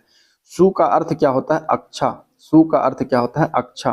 तो यहाँ पे एक गुण बताया जा रहा है कि किसी व्यक्ति या वस्तु के गुण, दोष, आकार, अवस्था, गंध, स्थिति आदि का बोध कराए तो वहां पर गुणवाचक विशेषण होता है। तो आंसर बी ऑप्शन हो जाएगा। Next question number 9। Question number 9 कुछ इस तरीके से दिया गया है। देखिए, क्रिया के संदर्भ में इनमें कौन सा कथन सही है? ठीक है, क्रिया के संदर्भ में इसमें कौन सा कथन सही है? तो क्रिया की अगर बात करते हैं तो जब कर्ता एक क्रिया समाप्त करके उसी क्षण दूसरी क्रिया में प्रवृत्त होता है तब पहली क्रिया क्या होती है? पूर्वकालिक होती है, जो कि यह सही रूप से लिखा हुआ है। तो सी पार्ट इसका करेक्ट हो जाएगा। ठीक है, बाकी जब कर्म संज्ञा की तरह व्यवहार में आ जाए तो वह क्रियार्थक संज्ञा बन जाती है, गलत है। क्रिया के साथ क्रिया जोड़ने से जो संयुक्त क्रिया बनती है उसे नाम बोधक क्रिया कहते हैं, ये भी गलत है। यहाँ पे अगर आपको सही रूप से देखा जाएगा तो सी पार्ट ही सही है। ठीक है, चलिए नेक्स्ट क्वेश्चन देखते हैं। क्वेश्चन नंबर 10 दिया गया है, दिए गए शब्द के किसके उदाहरण हैं? अंदर, अन्यत्र, आगे और ऊपर, ये सभी किसके उदाहरण हैं? तो ये सभी आपके आ जाएंगे किसके? ये कालवाचक तो है नहीं, काल तो बता नहीं रहे, तो ये भी नहीं हो जाएगा। परिमाण भी नहीं बता रहे हैं। स्थान, तो ये स्थान बता रहे हैं। ठीक है, आगे, ऊपर, अंदर, अन्यत्र, ये सभी क्या है? स्थान बता रहे हैं। तो स्थान क्रिया, स्थानवाचक क्रिया विशेषण के उदाहरण। आंसर सी ऑप्शन इसका राइट है। चलिए क्वेश्चन नंबर 11। क्वेश्चन नंबर 11 है, अकारांत स्त्रीलिंग शब्द को बहुवचन बनाने के लिए क्या किया जाता है? ऑप्शन क्या क्या दिया गया? तो ऑप्शन कुछ इस तरीके से दिया गया है यहाँ पे ये। ठीक है, अकारांत स्त्रीलिंग को बहुवचन बनाने के लिए ऑप्शन इस तरीके से दिया गया है। क्या करते हैं? तो अकारांत स्त्रीलिंग शब्द का बहुवचन बनाने के लिए हम अंत स्वर के बदले ऐ का कर देते हैं, जैसे तो हो जाता है वो क्या होता है? स्त्रीलिंग बन जाता है। तो आंसर हो जाएगा सी ऑप्शन। जैसे कि अगर हम बात करें कलम शब्द, कलम शब्द है, इसको अगर हम स्त्रीलिंग बनाना तो यहाँ पे हम क्या कर देंगे? कल में। तो ये हमारा स्त्रीलिंग शब्द हो जाएगा। ठीक है, कलम का कल में, अकारांत स्त्रीलिंग शब्द का ये बहुवचन बनता है, सॉरी बहुवचन बनता है। तो कलम का बहुवचन कल में हो जाएगा, जो इस तरीके से हम लगाते हैं। चलिए क्वेश्चन नंबर 12 दिया गया है, कर्ता के ने चिन्ह का प्रयोग इनमें से कहाँ हो सकता? तो ये तो ने का प्रयोग कहाँ पर किया जाता है इसमें? तो कर्ता का ने चिन्ह जो है ये प्रयोग सामान्यतः भूतकाल में करते हैं, और भूतकाल में किया जाता है। जैसे कि राम ने खाना खाया, उसने पुस्तक पढ़ी, तो यहाँ पे ने का प्रयोग सामान्यतः भूतकाल में किया जाता है। तो आंसर ये पार्ट हो जाएगा। गाता रहता था किस पदबंध का उदाहरण? तो गाता रहता था ये दिया गया जो पदबंध है ये क्रिया पदबंध का उदाहरण है। किसका है? क्रिया पदबंध। ठीक है, इसमें क्रिया आ जा रहा है, क्रिया की बात की जा रही है, तो क्रिया पदबंध का उदाहरण हो जाएगा। नेक्स्ट क्वेश्चन देखते हैं। क्वेश्चन नंबर 14 देखते हैं, किस विकल्प में सभी शब्द शुद्ध हैं? इसमें से शुद्ध कोने में लिखा हुआ है। तो यहाँ पे अगर हम देखते हैं, पुरस्कार बहुउद्देशीय गलत लिखा हुआ है, अतिशयोक्त मंत्रिमंडल गलत लिखा हुआ है। ठीक है, विरहणी सुवासिनी ये गलत, चरमोत्कर्ष हतोत्साह तो ये सही रूप से डी पार्ट में लिखा हुआ है। ठीक है, पुरस्कार गलत है, पुरस्कार को हम इस तरीके से लिखते हैं, पुरस्कार लिखते हैं। अब बहुउद्देशीय भी गलत लिखा, बहुउद्देशीय को हम इस तरीके से लिखते हैं, बहुउद्देशीय। ठीक है, बहुउद्देशीय ये होता है बहुउद्देशीय। यहाँ पे अगर हम बात करेंगे तो बड़ा ऊ का मात्रा लगा था, जो कि गलत है। ठीक है, अतिशयोक्त, अतिशयोक्त, अतिशयोक्त तो सही लिखा, लेकिन मंत्रिमंडल, ठीक है, अतिशयोक्त और मंत्रिमंडल ये भी सही लिखा हुआ है। अतिशयोक्त, अतिशयोक्त ये भी सही लिखा, बी पार्ट भी सही रूप से लिखा हुआ। ठीक है, विरहणी, विरहणी गलत लिखा हुआ, विरहणी को हम लिखते हैं विरहणी। ठीक है, इस तरीके से लिखा जाता है, हाँ पे छोटी की मात्रा रहती है, यहाँ पे नहीं है। सुवासिनी सही लिखा हुआ, लेकिन इसमें विरहणी गलत लिखा हुआ। तो इस तरीके से यहाँ पे दो ऑप्शन सही है आपका, डी पार्ट और बी पार्ट। अतिशयोक्ति भी सही है, अतिशयोक्त और मंत्रिमंडल भी सही है। तो इस तरीके से दो ऑप्शन सही है। चलिए नेक्स्ट क्वेश्चन, इनमें से किस विकल्प के सभी शब्दों में उपसर्ग तथा प्रत्यय दोनों का प्रयोग किया गया? उपसर्ग और प्रत्यय, उपसर्ग कहाँ पर लगता है? उपसर्ग मूल शब्द है उसके पहले लगता है और प्रत्यय मूल शब्द के बाद में लगता है। तो दोनों का प्रयोग किसमें किया गया है? तो यहाँ पे अगर देखते हैं तो अनुमानित शब्द और अत्याचार शब्द, यहाँ पे दोनों का शब्द का प्रयोग किया गया है। ठीक है, सॉरी, अनुमानित और अत्याचार में नहीं, यहाँ पे परिपूर्णता और आधार्मिक। उपसर्ग, परिपूर्णता में उपसर्ग क्या है? परि है, और जो प्रत्यय लगा हुआ इसमें ता लगा हुआ है। अधार्मिक में उपसर्ग क्या लगा है? आ उपसर्ग लगा हुआ है। ठीक है, और इसमें प्रत्यय क्या लगा है? इक लगा है। तो इस तरीके से इनमें प्रयोग किया गया, तो बी ऑप्शन इसका राइट हो गया। चलिए क्वेश्चन नंबर 16 देखते हैं। क्वेश्चन नंबर 16 है दुस्तर का सही संधि विच्छेद। दुस्तर का सही संधि विच्छेद करेंगे तो क्या हो जाएगा? सी पार्ट हो जाएगा। दुह प्लस तर, ये विसर्ग आ जाता है तो विसर्ग संधि के अंतर्गत हो जाएगा। तो आंसर सी ऑप्शन इसका राइट है। क्वेश्चन नंबर 17 दिया गया है, सुमेलित करना है। ठीक है, समास और शब्द। विदेश गमन किस प्रकार का समास है? तो विदेश गमन, विदेश गमन, विदेश के लिए गमन, तो यहाँ पे ये हो जाएगा कौन सा समास? ठीक है, विदेश के लिए गमन, तो यहाँ पे कौन सा समास हो जाएगा? चलिए इसमें बताइए, विदेश के लिए गमन, तो ये हो जाएगा तत्पुरुष समास। ठीक है, विदेश के लिए गमन तत्पुरुष समास। गिरधर, गिरधर जो दिया गया है ये किस प्रकार का समास है? तो गिरधर गिरि को धारण करे अर्थात जो, तो श्री कृष्ण से हो जाएंगे, तो यहाँ पे क्या हो जाएगा? ये हो जाएगा बहुव्रीहि समास। देश विदेश, अब जहाँ पे डंडी आ जाती है वहाँ पे कौन सा समास हो जाता है? तो द्वंद्व समास हो जाता है। और यथाशीघ्र हो जाएगा अव्ययी भाव समास। तो इस प्रकार हम इसका मिलान कर लेंगे, आंसर क्या हो जाएगा? C option right. Question number 18 देखते हैं क्या दिया गया है कि मौक्तिक शब्द का तद्भव रूप क्या है? मौक्तिक, मौक्तिक का तद्भव, ये जो है तत्सम रूप में लिखा हो, इसका तद्भव होता है मोती। क्या होता है? मोती होता है। आंसर ए पार्ट हो जाएगा। ठीक है, आंसर क्या है? ए पार्ट सही है। मृत्तिका का तद्भव क्या होगा? मृत्तिका का तद्भव होता है मिट्टी। ठीक है, मृत्तिका का तद्भव मिट्टी होता है। मौसी का तत्सम, मौसिक का तत्सम होता है मात्र स्वसा। ठीक है, मात्र स्वसा, मात्र स्वसा मौसिक का तत्सम होता है। चलिए नेक्स्ट क्वेश्चन की तरफ बढ़ते हैं। क्वेश्चन नंबर 19 में दिया गया है कि आ वर्ग एवं बा वर्ग से समानार्थी शब्दों का मिलान करना है। ठीक है, पीयूष, पीयूष के समानार्थी अगर देखेंगे तो अमृत होता है। पीयूष का समानार्थी पीयूष अमृत होता है। ठीक है, अमीय होता है, सुधा होता है, और सोम भी होता है। तो पीयूष का समानार्थी क्या हो जाएगा? सोम हो जाएगा इसमें से। विपिन जो होता है ये वन का समानार्थी होता है। इसके अन्य समानार्थी वन का कानन, अरण, कांतार, जंगल होता है। ठीक है, अभी अन्य ऑप्शन इसमें देखते हैं कहाँ पर दिया गया, यहाँ पर। ठीक है, विपिन का ताम्रस कानन, तो विपिन का हो जाएगा कानन। ठीक है, इसके बाद पुंडरीक, पुंडरीक और मकरध्वज, पुंडरीक का समानार्थी में कमल आ जाता है। ठीक है, पंकज, नीरज, सरोज, नलिनी आ जाता है, और मकरध्वज का जो होता है वो हो जाएगा इसमें ताम्रस। इसके अन्य पर्यायवाची में, अन्य समानार्थी में कामदेव, मनमय, कामदेव, मनमय, मनोज, ठीक है, और मार, अलंग, ये सभी आ जाते हैं इसमें। ठीक है, तो पुंडरीक का क्या हो जाएगा? पुंडरीक का हो जाएगा, यहाँ पे देखते हैं क्वेश्चन नंबर 19 में।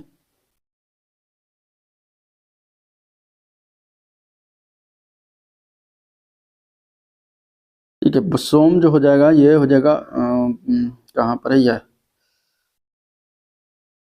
मकरध्वज, मकरध्वज की अगर हम बात करते हैं तो सी पार्ट इसमें सही है, सी का तीसरा सही है, और डी का पहला हो जाएगा, डी का पहला हो जाएगा। ठीक है,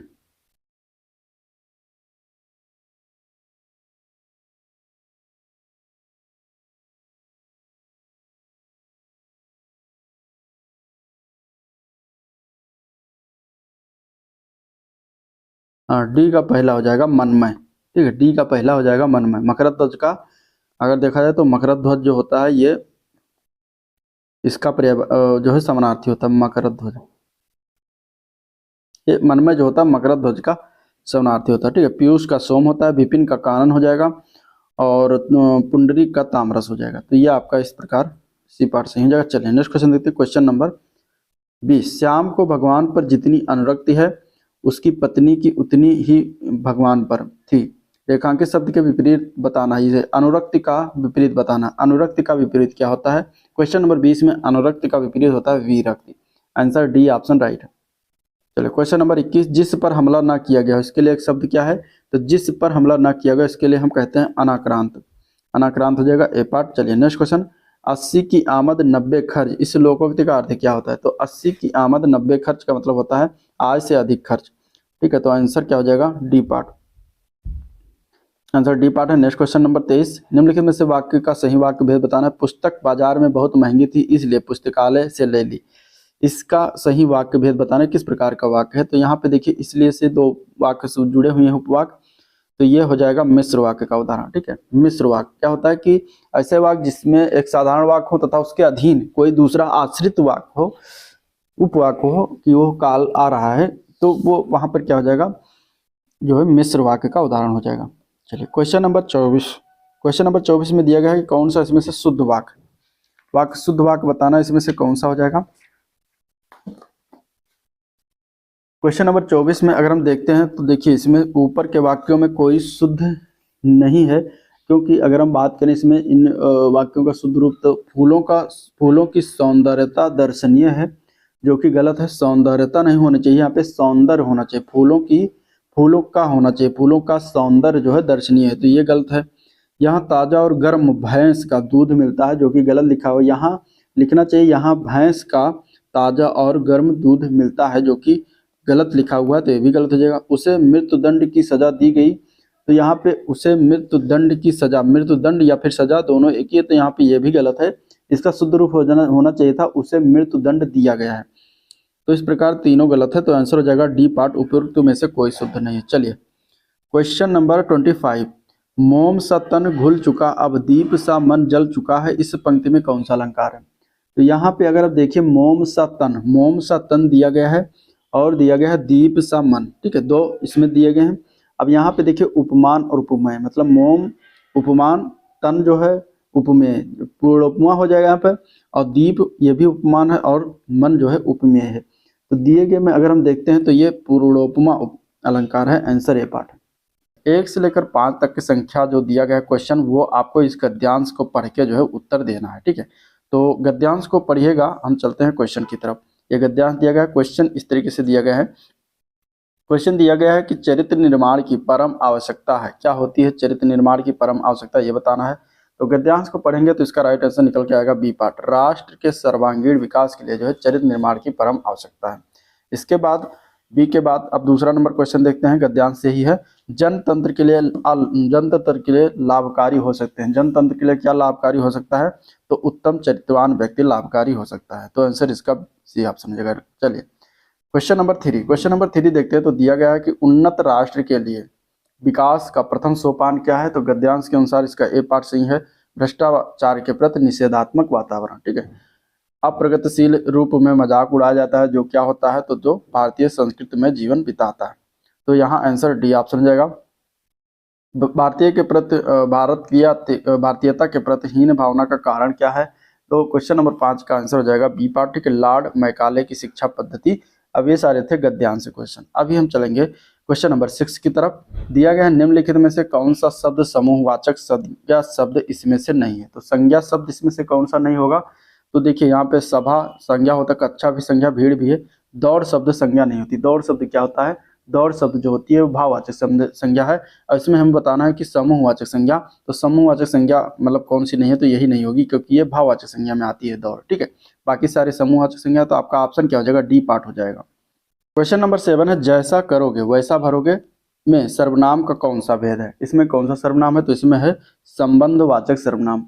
संबंधवाचक सर्वनाम है, क्योंकि संबंधवाचक सर्वनाम का जो होता है उसमें जैसा वैसा और जो सो आदि शब्द मिल जाते हैं आपको, तो यहाँ पे आंसर डी ऑप्शन राइट है। चलिए क्वेश्चन नंबर 8 देखते हैं। ऋषि की गाय बहुत दूध देती है, वाक्य में रेखांकित शब्द किस विशेषण का उदाहरण है, बहुत शब्द कौन से विशेषण का उदाहरण है, तो बहुत जो है क्या बताता रहा, दूध की जो है परिमाण बता रहा है, तो यहाँ परिमाण बोधक हो जाएगा, आंसर क्या है, डी ऑप्शन राइट। ठीक है, अब पढ़कर क्या होगा, इस वाक्य में कौन सी क्रिया है, तो क्रिया की जब बात करेंगे तो इसमें दिए गए वाक्य में ये पूर्वकालिक क्रिया है, यहाँ पे आंसर ए पार्ट हो जाएगा, क्योंकि जिस क्रिया का सिद्ध होना किसी दूसरी क्रिया के सिद्ध होने से पहले पाया जाता है, तो वहाँ पे पूर्वकालिक होता है। और यहाँ पे अब पढ़कर क्या होगा, यहाँ पे बताया जा रहा है, तो यहाँ पे आंसर ए पार्ट करेक्ट है। चलिए, सीता सखियों सहित पुष्प वाटिका गई, वाक्य में रेखांकित अव्यय प्रयोग निम्नलिखित में से किस भेद का उदाहरण है, सखियों सहित, इसमें बताना है किस प्रकार का ये उदाहरण दिया गया है, तो सखियों सहित अगर हम बात करेंगे तो ये संबंध बताना है, तो संबंध बोधक हो जाएगा, आंसर सी ऑप्शन है। ठीक है, निम्नलिखित में से कौन सा विकल्प सही सुमेलित है? क्वेश्चन नंबर 11, इसमें देखिए इस तरीके से विकल्प दिए गए हैं। ठीक है, पुल्लिंग और स्त्रीलिंग हमें मैच कराना है। देखिए मैच कराइए पुल्लिंग और स्त्रीलिंग। ठीक है, साहब का पुल्लिंग या साहब जो पुल्लिंग शब्द है इसका स्त्रीलिंग क्या होता है? तो यहाँ पे अगर हम देखेंगे तो साहब का हो जाएगा मेम, मेम इसका स्त्रीलिंग हो जाएगा। ठीक है, पिता का स्त्रीलिंग माता, हाथी का स्त्रीलिंग हथनी, सांप का स्त्रीलिंग सांपिन। तो यहाँ पे इस तरीके से ये पार्ट करेक्ट हो जाएगा। चलिए नेक्स्ट क्वेश्चन देते हैं। क्वेश्चन नंबर 12 दिया गया है, मेरे प्यारे साथियों, हे मेरे प्यारे देशवासियों, गणतंत्र दिवस की पूर्व संध्या पर आप सबको संबोधित करते हुए मुझे बड़ी प्रसन्नता हो रही है। इस वाक्य में हे मेरे प्यारे साथियों में कौन सा कारक है? तो यहाँ अगर हम देखेंगे क्वेश्चन नंबर 12 में, तो इसमें कारक दिया गया है संबोधन, संबोधन किया जा रहा है। ठीक है, संबोधन किया जा रहा है, तो ये संबोधन कारक हो जाएगा, आंसर डी ऑप्शन है। चलिए नेक्स्ट क्वेश्चन, क्वेश्चन नंबर 13 दिया गया है कि वाक्य के प्रत्येक पद यानी कि शब्द का व्याकरणिक परिचय कहलाता है। क्या कहलाता है? तो उसको हम कहते हैं पद परिचय। ठीक है, आंसर बी हो जाएगा। चलिए क्वेश्चन नंबर 14 देखते हैं, किस विकल्प में कोई भी शब्द शुद्ध नहीं लिखा हुआ है? तो यहाँ अगर हम देखते हैं तो 14 का बी जो दिया गया है इसमें दोनों गलत लिखे हैं। ठीक है, इसको अगर हम शुद्ध रूप से लिखेंगे तो इसमें रात्रि जो लिखा हुआ है, रात्रि का अगर देखा जाए तो इस तरीके से इसका शुद्ध रूप होता है, जो कि ये गलत लिखा हुआ है। ठीक है, बाकी सारे इसमें देखा जाए तो सही है।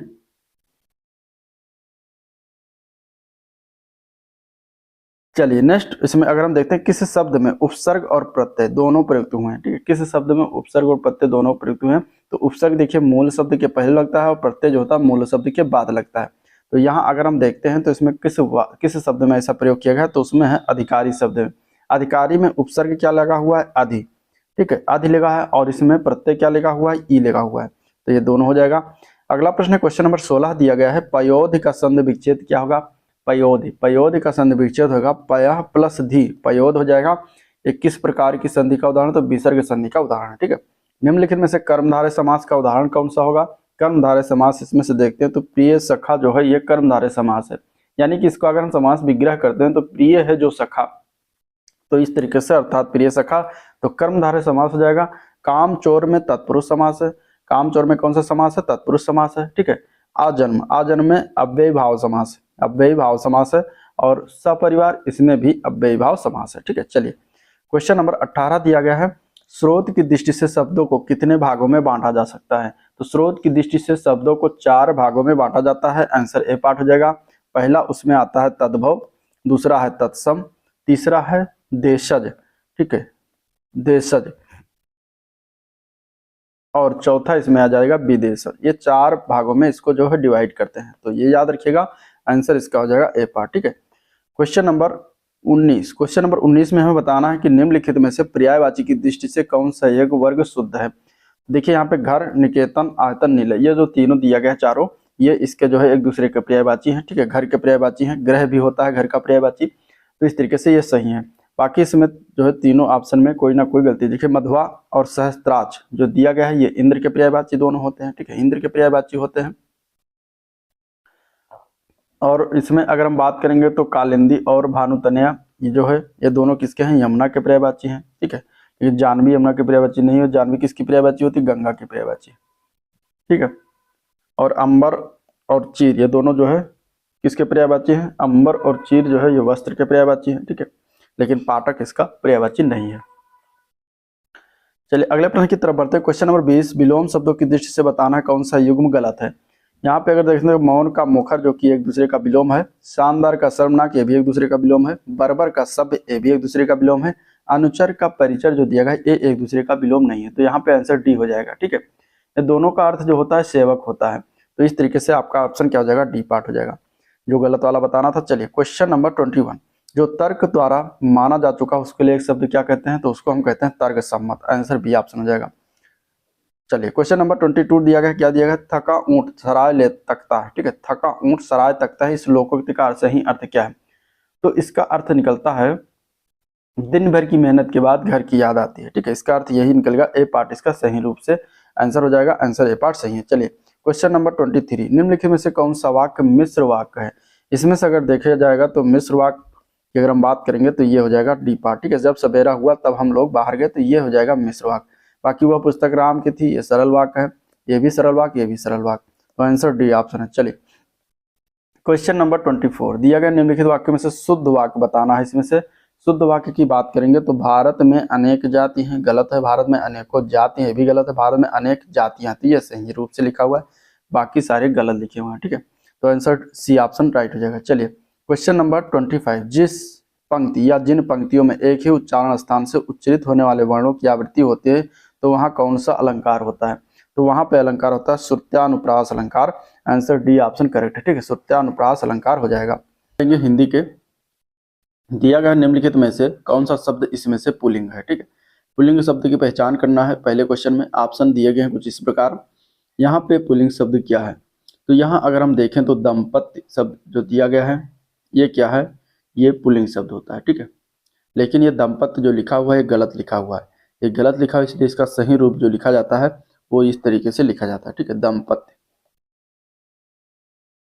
जो कि आपके ऑप्शन में गलत है। तो दंपत्ति शब्द ही ये पुल्लिंग शब्द है, लेकिन ऑप्शन में जो है इसका शुद्ध रूप जो लिखा हुआ है अशुद्ध लिखा हुआ है। बाकी संस्कृत, प्रकृति और विकृत ये तीनों क्या है? स्त्रीलिंग शब्द के उदाहरण है, ठीक है।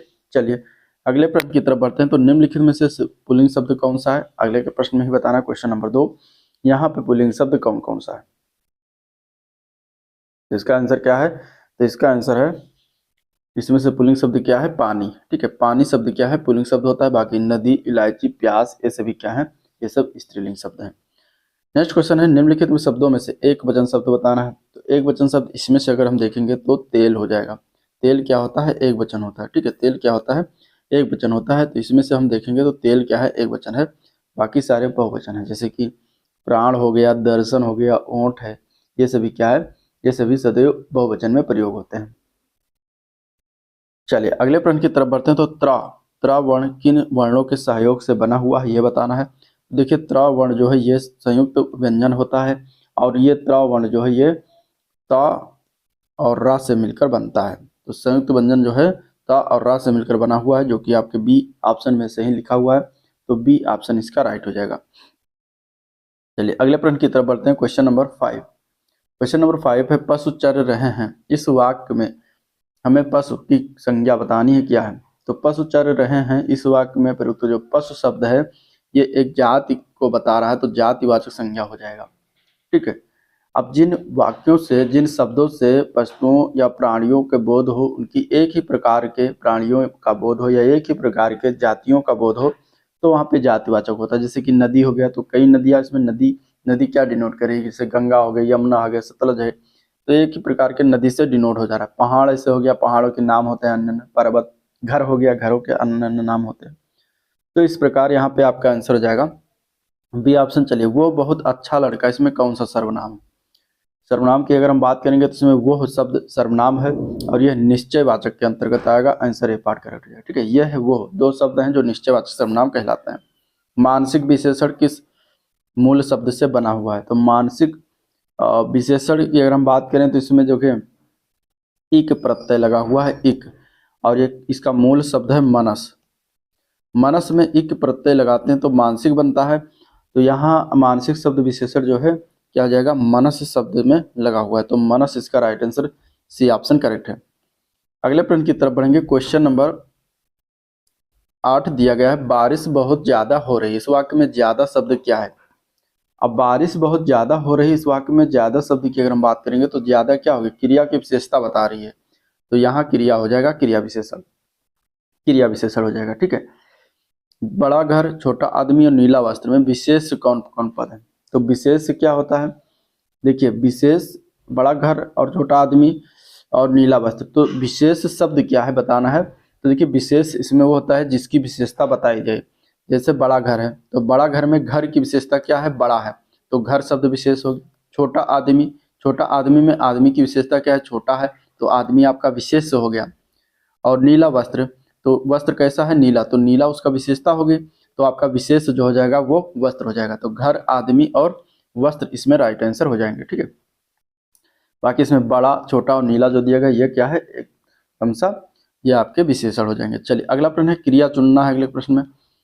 मेरे घर में मेरी दादी माँ खाना बनाती है, इसमें हमें बताना है कि क्या क्रिया दिया गया, क्रिया बताना है। देखिए क्रिया इसमें हो जाएगा बनाती है, आंसर बी ऑप्शन हो जाएगा।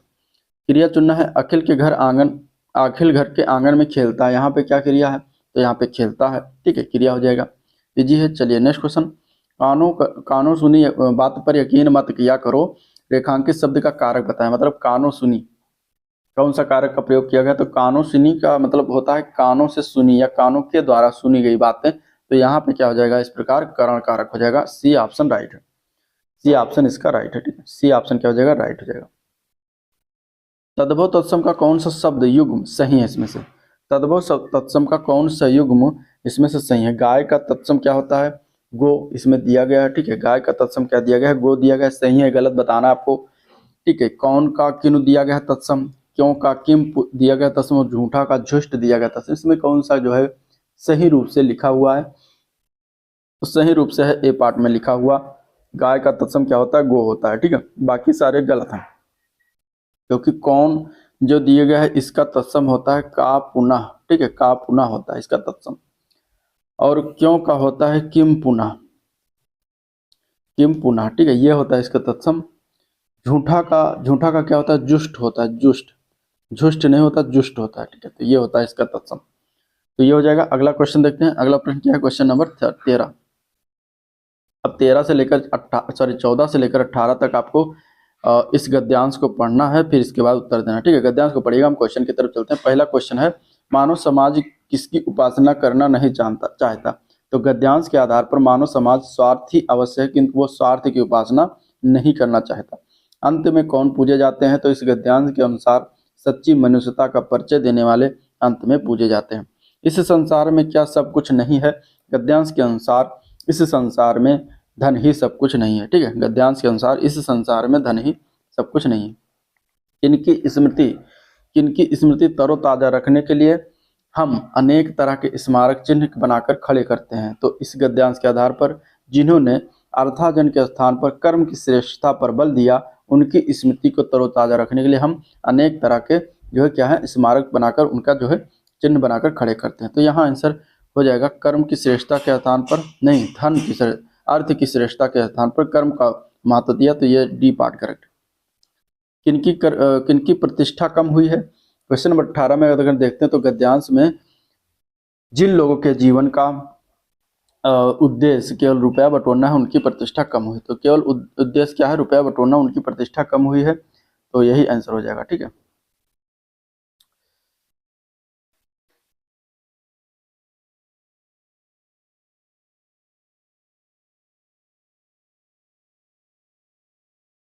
चलिए नेक्स्ट क्वेश्चन है, जिसे ईश्वर का विश्वास नहीं, ईश्वर में विश्वास नहीं है, उसके लिए शब्द क्या प्रयोग करते हैं, तो उनको हम कहते हैं नास्तिक, ठीक है, और जो ईश्वर में विश्वास करता है उसे हम कहते हैं आस्तिक। तो आंसर यहाँ ए ऑप्शन राइट। अकेला चना भाड़ नहीं फोड़ता, इसका अर्थ क्या है, अकेला चना भाड़ नहीं फोड़ता, इसका अर्थ क्या है ये बताना है। तो अकेला चना भाड़ नहीं फोड़ता, इसके अर्थ की अगर हम बात करेंगे तो क्या हो जाएगा, तो इसका अर्थ होता है कि ये अकेला व्यक्ति जो है शक्तिशाली नहीं होता, ठीक है, आंसर इसका सी ऑप्शन राइट है। चलिए नेक्स्ट क्वेश्चन की तरफ बढ़ते हैं, क्वेश्चन नंबर 21 क्या दिया गया है, चक्रपाणी, चक्रपाणी का हमें सही संधि विच्छेद बताना है, चक्रपाणी का हमें सही संधि विच्छेद बताना है, क्या बताना है, चक्रपाणी का सही संधि विच्छेद बताना है। तो देखिए चक्रपाणी का अगर हम सही विग्रह करना मतलब समास विग्रह करते हैं, चक्रपाणी का सही समास विग्रह जो है वो है, चक्र है पाणी में जिसके, मतलब चक्रपाण शब्द जो होता है ये किसका उदाहरण है, तो ये है बहुब्रीहि समास का उदाहरण, ठीक है, बहुब्रीहि, इसका एक तीसरा अर्थ निकल रहा है, जहां पे तीसरा अर्थ निकलेगा वहां बहुब्रीहि समास, मतलब कि चक्रपाण मतलब चक्र है, पाणी मतलब होता है हाथ, तो चक्र है हाथ में जिसके, अर्थात भगवान विष्णु की बात हो रही है, तो इस तरीके से चक्र है पाणी में जिसके, आंसर डी हो जाएगा। व्याकरण की दृष्टि से निम्न में से कौन सा वाक्य अशुद्ध है, इसमें से अशुद्ध वाक्य की गणना करनी है, इसमें से कौन सा वाक्य अशुद्ध हो जाएगा, तो यहाँ पे देखिए इसमें वाक्य अशुद्ध की बात करेंगे तो क्या हो जाएगा,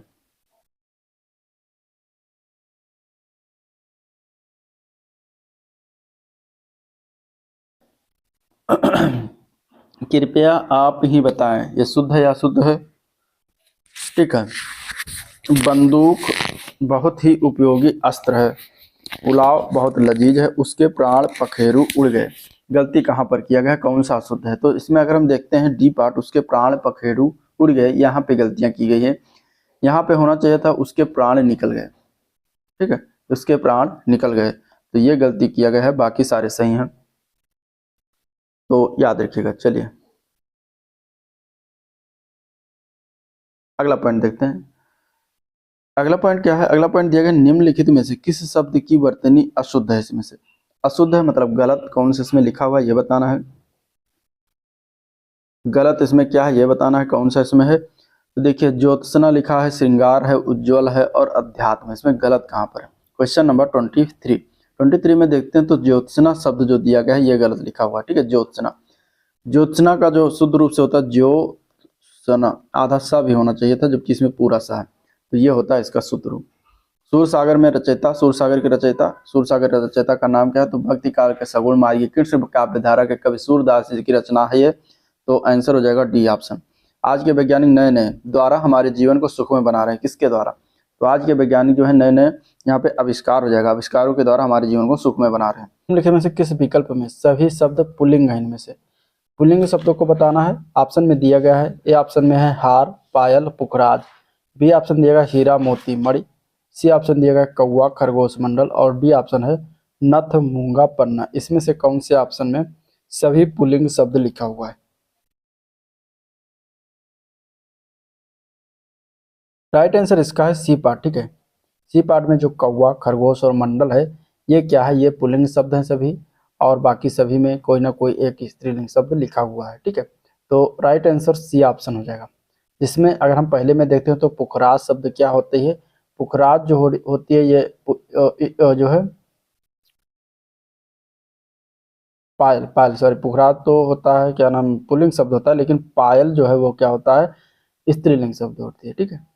और इसमें अगर हम देखें हार, तो हार भी क्या है? स्त्रीलिंग शब्द है। तो इस तरीके से ये चीजें हो गई। चलिए अगला प्रश्न देखते हैं।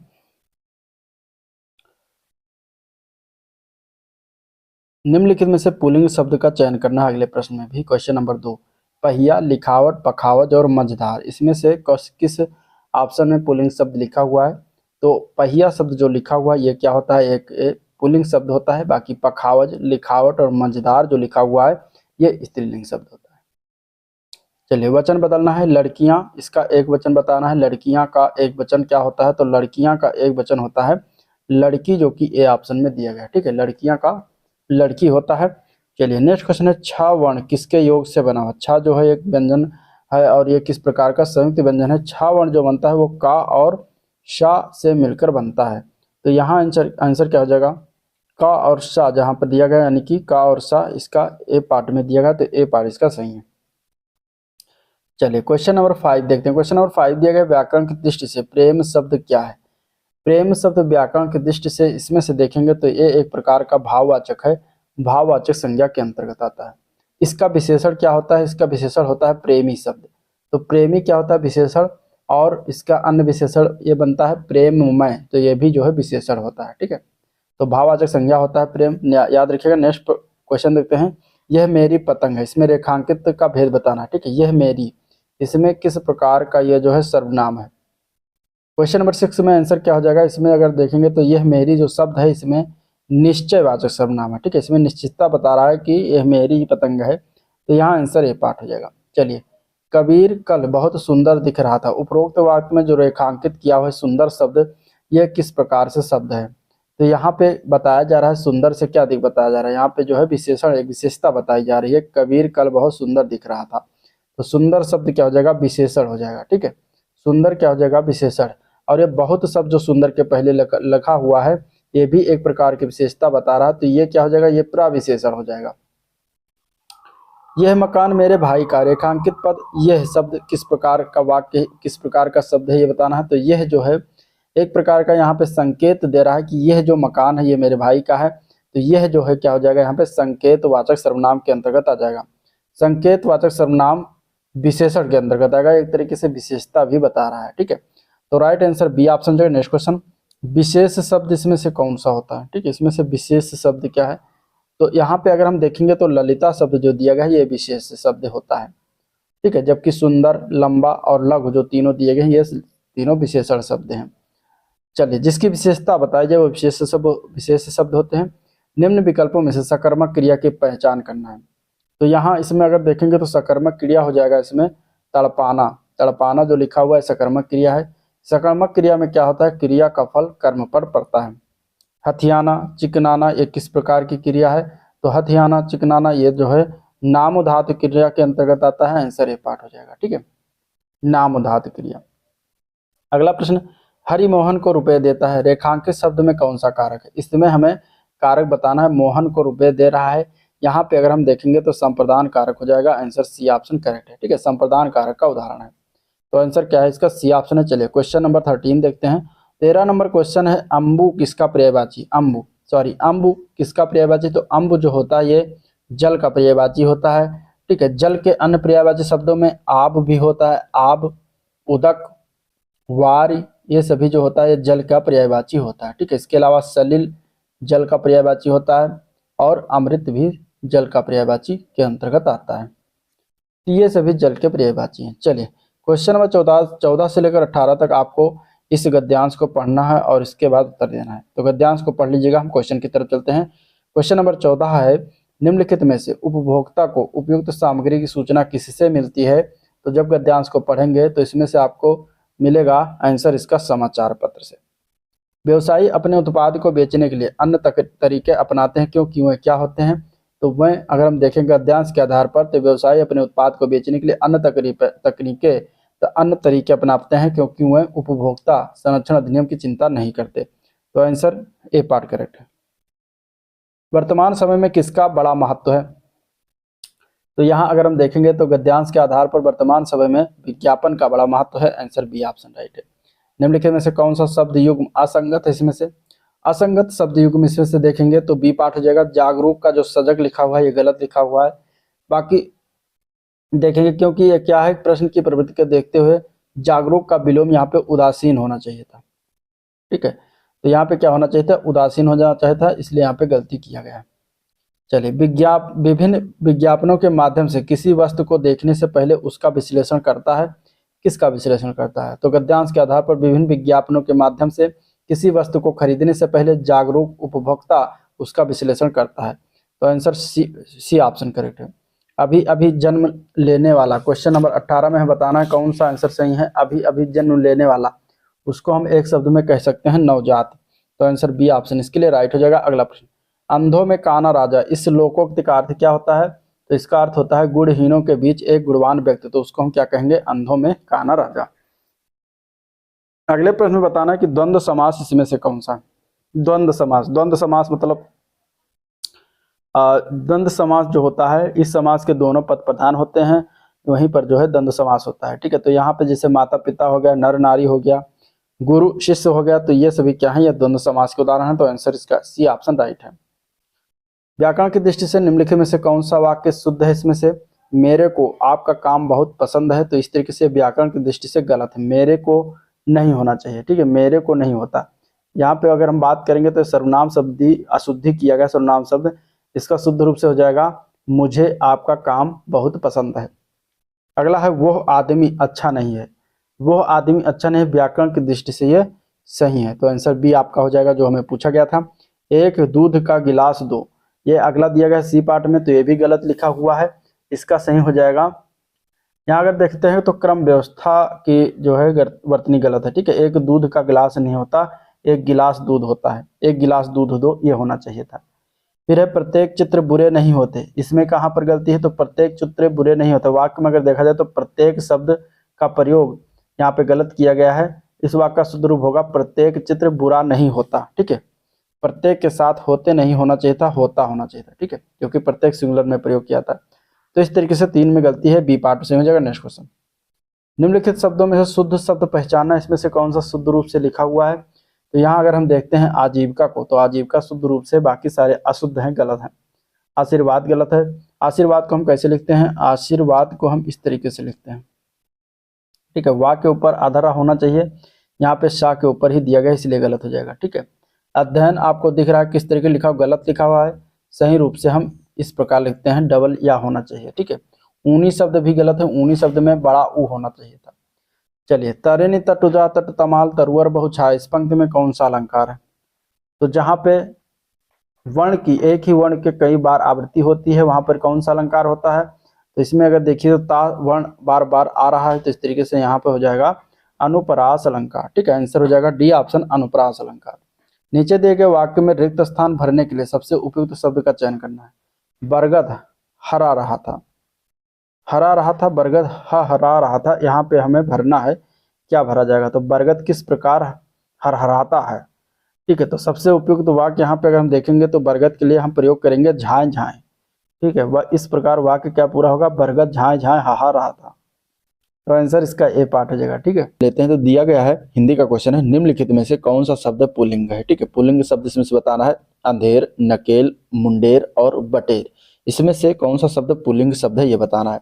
तो ऑप्शन हो जाएगा इसका ए पार्ट। ठीक है, पुल्लिंग शब्द क्या है? इसमें ए पार्ट है अंधेर। अंधेर शब्द क्या होता है? पुल्लिंग शब्द होता है। बाकी इसमें जो शब्द हैं वो सारे क्या है? स्त्रीलिंग है। ठीक है, और साथ ही साथ मैंने 2 मैराथन क्लास करवाया हुआ है, एक तो ओवरऑल पूरे 10 प्रैक्टिस सेट एक साथ करवाया, इसके बाद एक मैथ का मैराथन है लगभग 10 प्रैक्टिस का, एक उसमें सिर्फ मैथ के क्वेश्चन है। ठीक है, आपको लगभग 250 क्वेश्चन उसमें कवर अप हो रहे हैं, तो आप उस वीडियो को जरूर देखिएगा। करंट अफेयर के लिए आप जो है मैंने 3 वीडियो अपलोड किया है, तो आप उसको देख सकते हैं, आपके लिए जो है इलाहाबाद हाईकोर्ट एग्जाम्स के लिए जो है हेल्पफुल होगा। ठीक है, तो आंसर यहाँ क्या हो जाएगा? ए पार्ट हो जाएगा। नेक्स्ट क्वेश्चन देखते हैं। तो निम्नलिखित शब्दों में से एक पुल्लिंग शब्द कौन सा? इसमें से पुल्लिंग शब्द बताएगा। तो चाय दिया गया है, शिकंजी है, दही है और लस्सी है। तो दही क्या हो जाएगा? दही इसका राइट आंसर है। दही क्या होता है? पुल्लिंग शब्द है। ठीक है, जो कि इकारांत संज्ञाओं में अपवाद है। वैसे कर देखा जाए तो जो दही लिक्विड में आता है, लेकिन इसको होना चाहिए स्त्रीलिंग, लेकिन अपवाद के रूप में इसको पुल्लिंग शब्द माना गया। ठीक है, बाकी चाय, लस्सी, शिकंजी ये सभी क्या है? स्त्रीलिंग शब्द है। 3 दिया गया पुस्तक रखी है, वाक्य में वचन क्या है? वाक्य में वचन क्या है? तो यहाँ पे वचन जो हो जाएगा एक किस प्रकार के वचन में है? तो ये एक वचन में। ठीक है, पुस्तक रखी है एक वचन में, पुस्तक शब्द एक वचन होता है। अगला क्वेश्चन है, निम्नलिखित में से संयुक्त व्यंजन कौन सा है? संयुक्त व्यंजन इसमें से अगर हम देखेंगे तो ए पार्ट हो जाएगा श्रा। श्रा व्यंजन क्या होता है? संयुक्त व्यंजन होता है। श्रा किससे मिलकर बनता है? तो श और रा से मिलकर बनता है, और इन दोनों मिलाकर श्रा हो जाता है। ठीक है, चलिए अगला प्रश्न है, जिस संज्ञा शब्द से किसी के गुण, दोष और दशा आदि का बोध होता है उसे क्या कहते हैं? तो उसको कहा जाता है, क्वेश्चन नंबर 5 का हो जाएगा सी पार्ट। ठीक है, भाववाचक संज्ञा कहते हैं। ठीक है, भाववाचक संज्ञा कहा जाता है। नेक्स्ट क्वेश्चन है, उसने कुछ नहीं खाया। इसमें कुछ सर्व जो है किस सर्वनाम का बोधक है? कौन सा सर्वनाम इसमें डिनोट कर रहा है? कुछ कुछ शब्द जो होता है, उसने कुछ नहीं खाया, इसमें अनिश्चय वाचक सर्वनाम के अंतर्गत ये आता है। आंसर डी ऑप्शन हो जाएगा। ठीक है, अनिश्चय वाचक। चलिए नेक्स्ट क्वेश्चन है, मौसम आज कुछ सुहावना सा है। इस वाक्य में सुहावना शब्द किसका परिचायक है? तो यहाँ पे अगर हम देखेंगे तो जो सुहावना शब्द है ये क्या है? ये विशेषता बता रहे हैं, तो ये विशेषण शब्द हो जाएगा। आंसर सी ऑप्शन है। ठीक है, आंसर क्या हो जाएगा? C option. वह नौकर नहीं आया, इस वाक्य में वह शब्द कौन सा विशेषण है? तो इसमें अगर हम देखेंगे तो ये सार्वनामिक विशेषण के रूप में यहाँ प्रयोग किया गया है, तो ए पार्ट इसका करेक्ट है। ठीक है, निम्नलिखित में से विशेष पद कौन सा है? विशेष पद की इसमें बात करेंगे तो हो जाएगा उमा। उमा शब्द क्या है? विशेष पद है, जबकि कालिमा, मधुरिमा, मधुरिका और महिमा ये सभी क्या है? विशेषण है। सकर्मक क्रिया के उदाहरण बताना अगले प्रश्न में। तो सकर्मक इसमें से हो जाएगा पढ़ना। ठीक है, पढ़ना जो शब्द है ये सकर्मक क्रिया का उदाहरण है। सकर्मक क्रिया मतलब जिस क्रिया के व्यापार का संचालन जो है करता हो, परंतु फल जो है दूसरे पर पड़ता हो, तो वहां पर सकर्मक क्रिया होती है।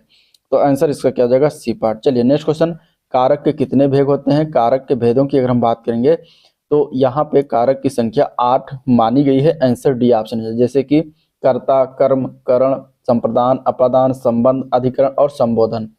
ठीक है, जबकि संस्कृत साहित्य की अगर हम बात करेंगे तो वहां पर सिर्फ 6 कारक होते हैं। वहां पे क्या होता है? संस्कृत साहित्य में संबंध कारक और संबोधन कारक की गणना नहीं होती। तो इस प्रकार आंसर डी ऑप्शन हो जाएगा। हिंदी में कारक की संख्या 8 है। चलिए, हरि मोहन अपनी बहन को पुस्तक देता है, वाक्य में रेखांकित पद जो है इसमें कौन सा कारक है ये बताना है। तो यहाँ पे क्या है? बहन को पुस्तक देता है, इसमें को शब्द आ गया, और को जो होता है ये संप्रदान कारक होता है। आंसर इसका क्या हो जाएगा? बी पार्ट करेक्ट हो जाएगा। ठीक है, पुष्प का पर्यायवाची निम्नलिखित में से कौन सा है? पुष्प का पर्यायवाची, पुष्प जो होता है वो फूल का पर्यायवाची होता है। इसमें से अगर हम देखेंगे तो आंसर सी ऑप्शन सही है। ठीक है, आंसर क्या है? सी ऑप्शन सही है। चलिए अगला प्रश्न देखते हैं। अब क्वेश्चन नंबर 14 से लेकर 18 तक आपको ये गद्यांश को पढ़ना है और गद्यांश से उत्तर देना है। तो गद्यांश को आप लोग पढ़िएगा, हम क्वेश्चन की तरफ चलते हैं। छलने की कला का हम किस प्रकार उपयोग करते हैं? तो छलने की कला का हम अगर देखेंगे तो खुलकर उपयोग करते हैं। यहाँ आंसर क्या हो जाएगा, जो अगर हम देखेंगे तो खुलकर उपयोग करते हैं, मतलब कि डी ऑप्शन करेक्ट है। ठीक है, ये गद्यांश के अनुसार इसका डी ऑप्शन सही है। क्वेश्चन नंबर 15 दिया गया है, राम मुंह में राम बगल में छुरी, इसका अर्थ इनमें से किस वाक्य से पता चलता है।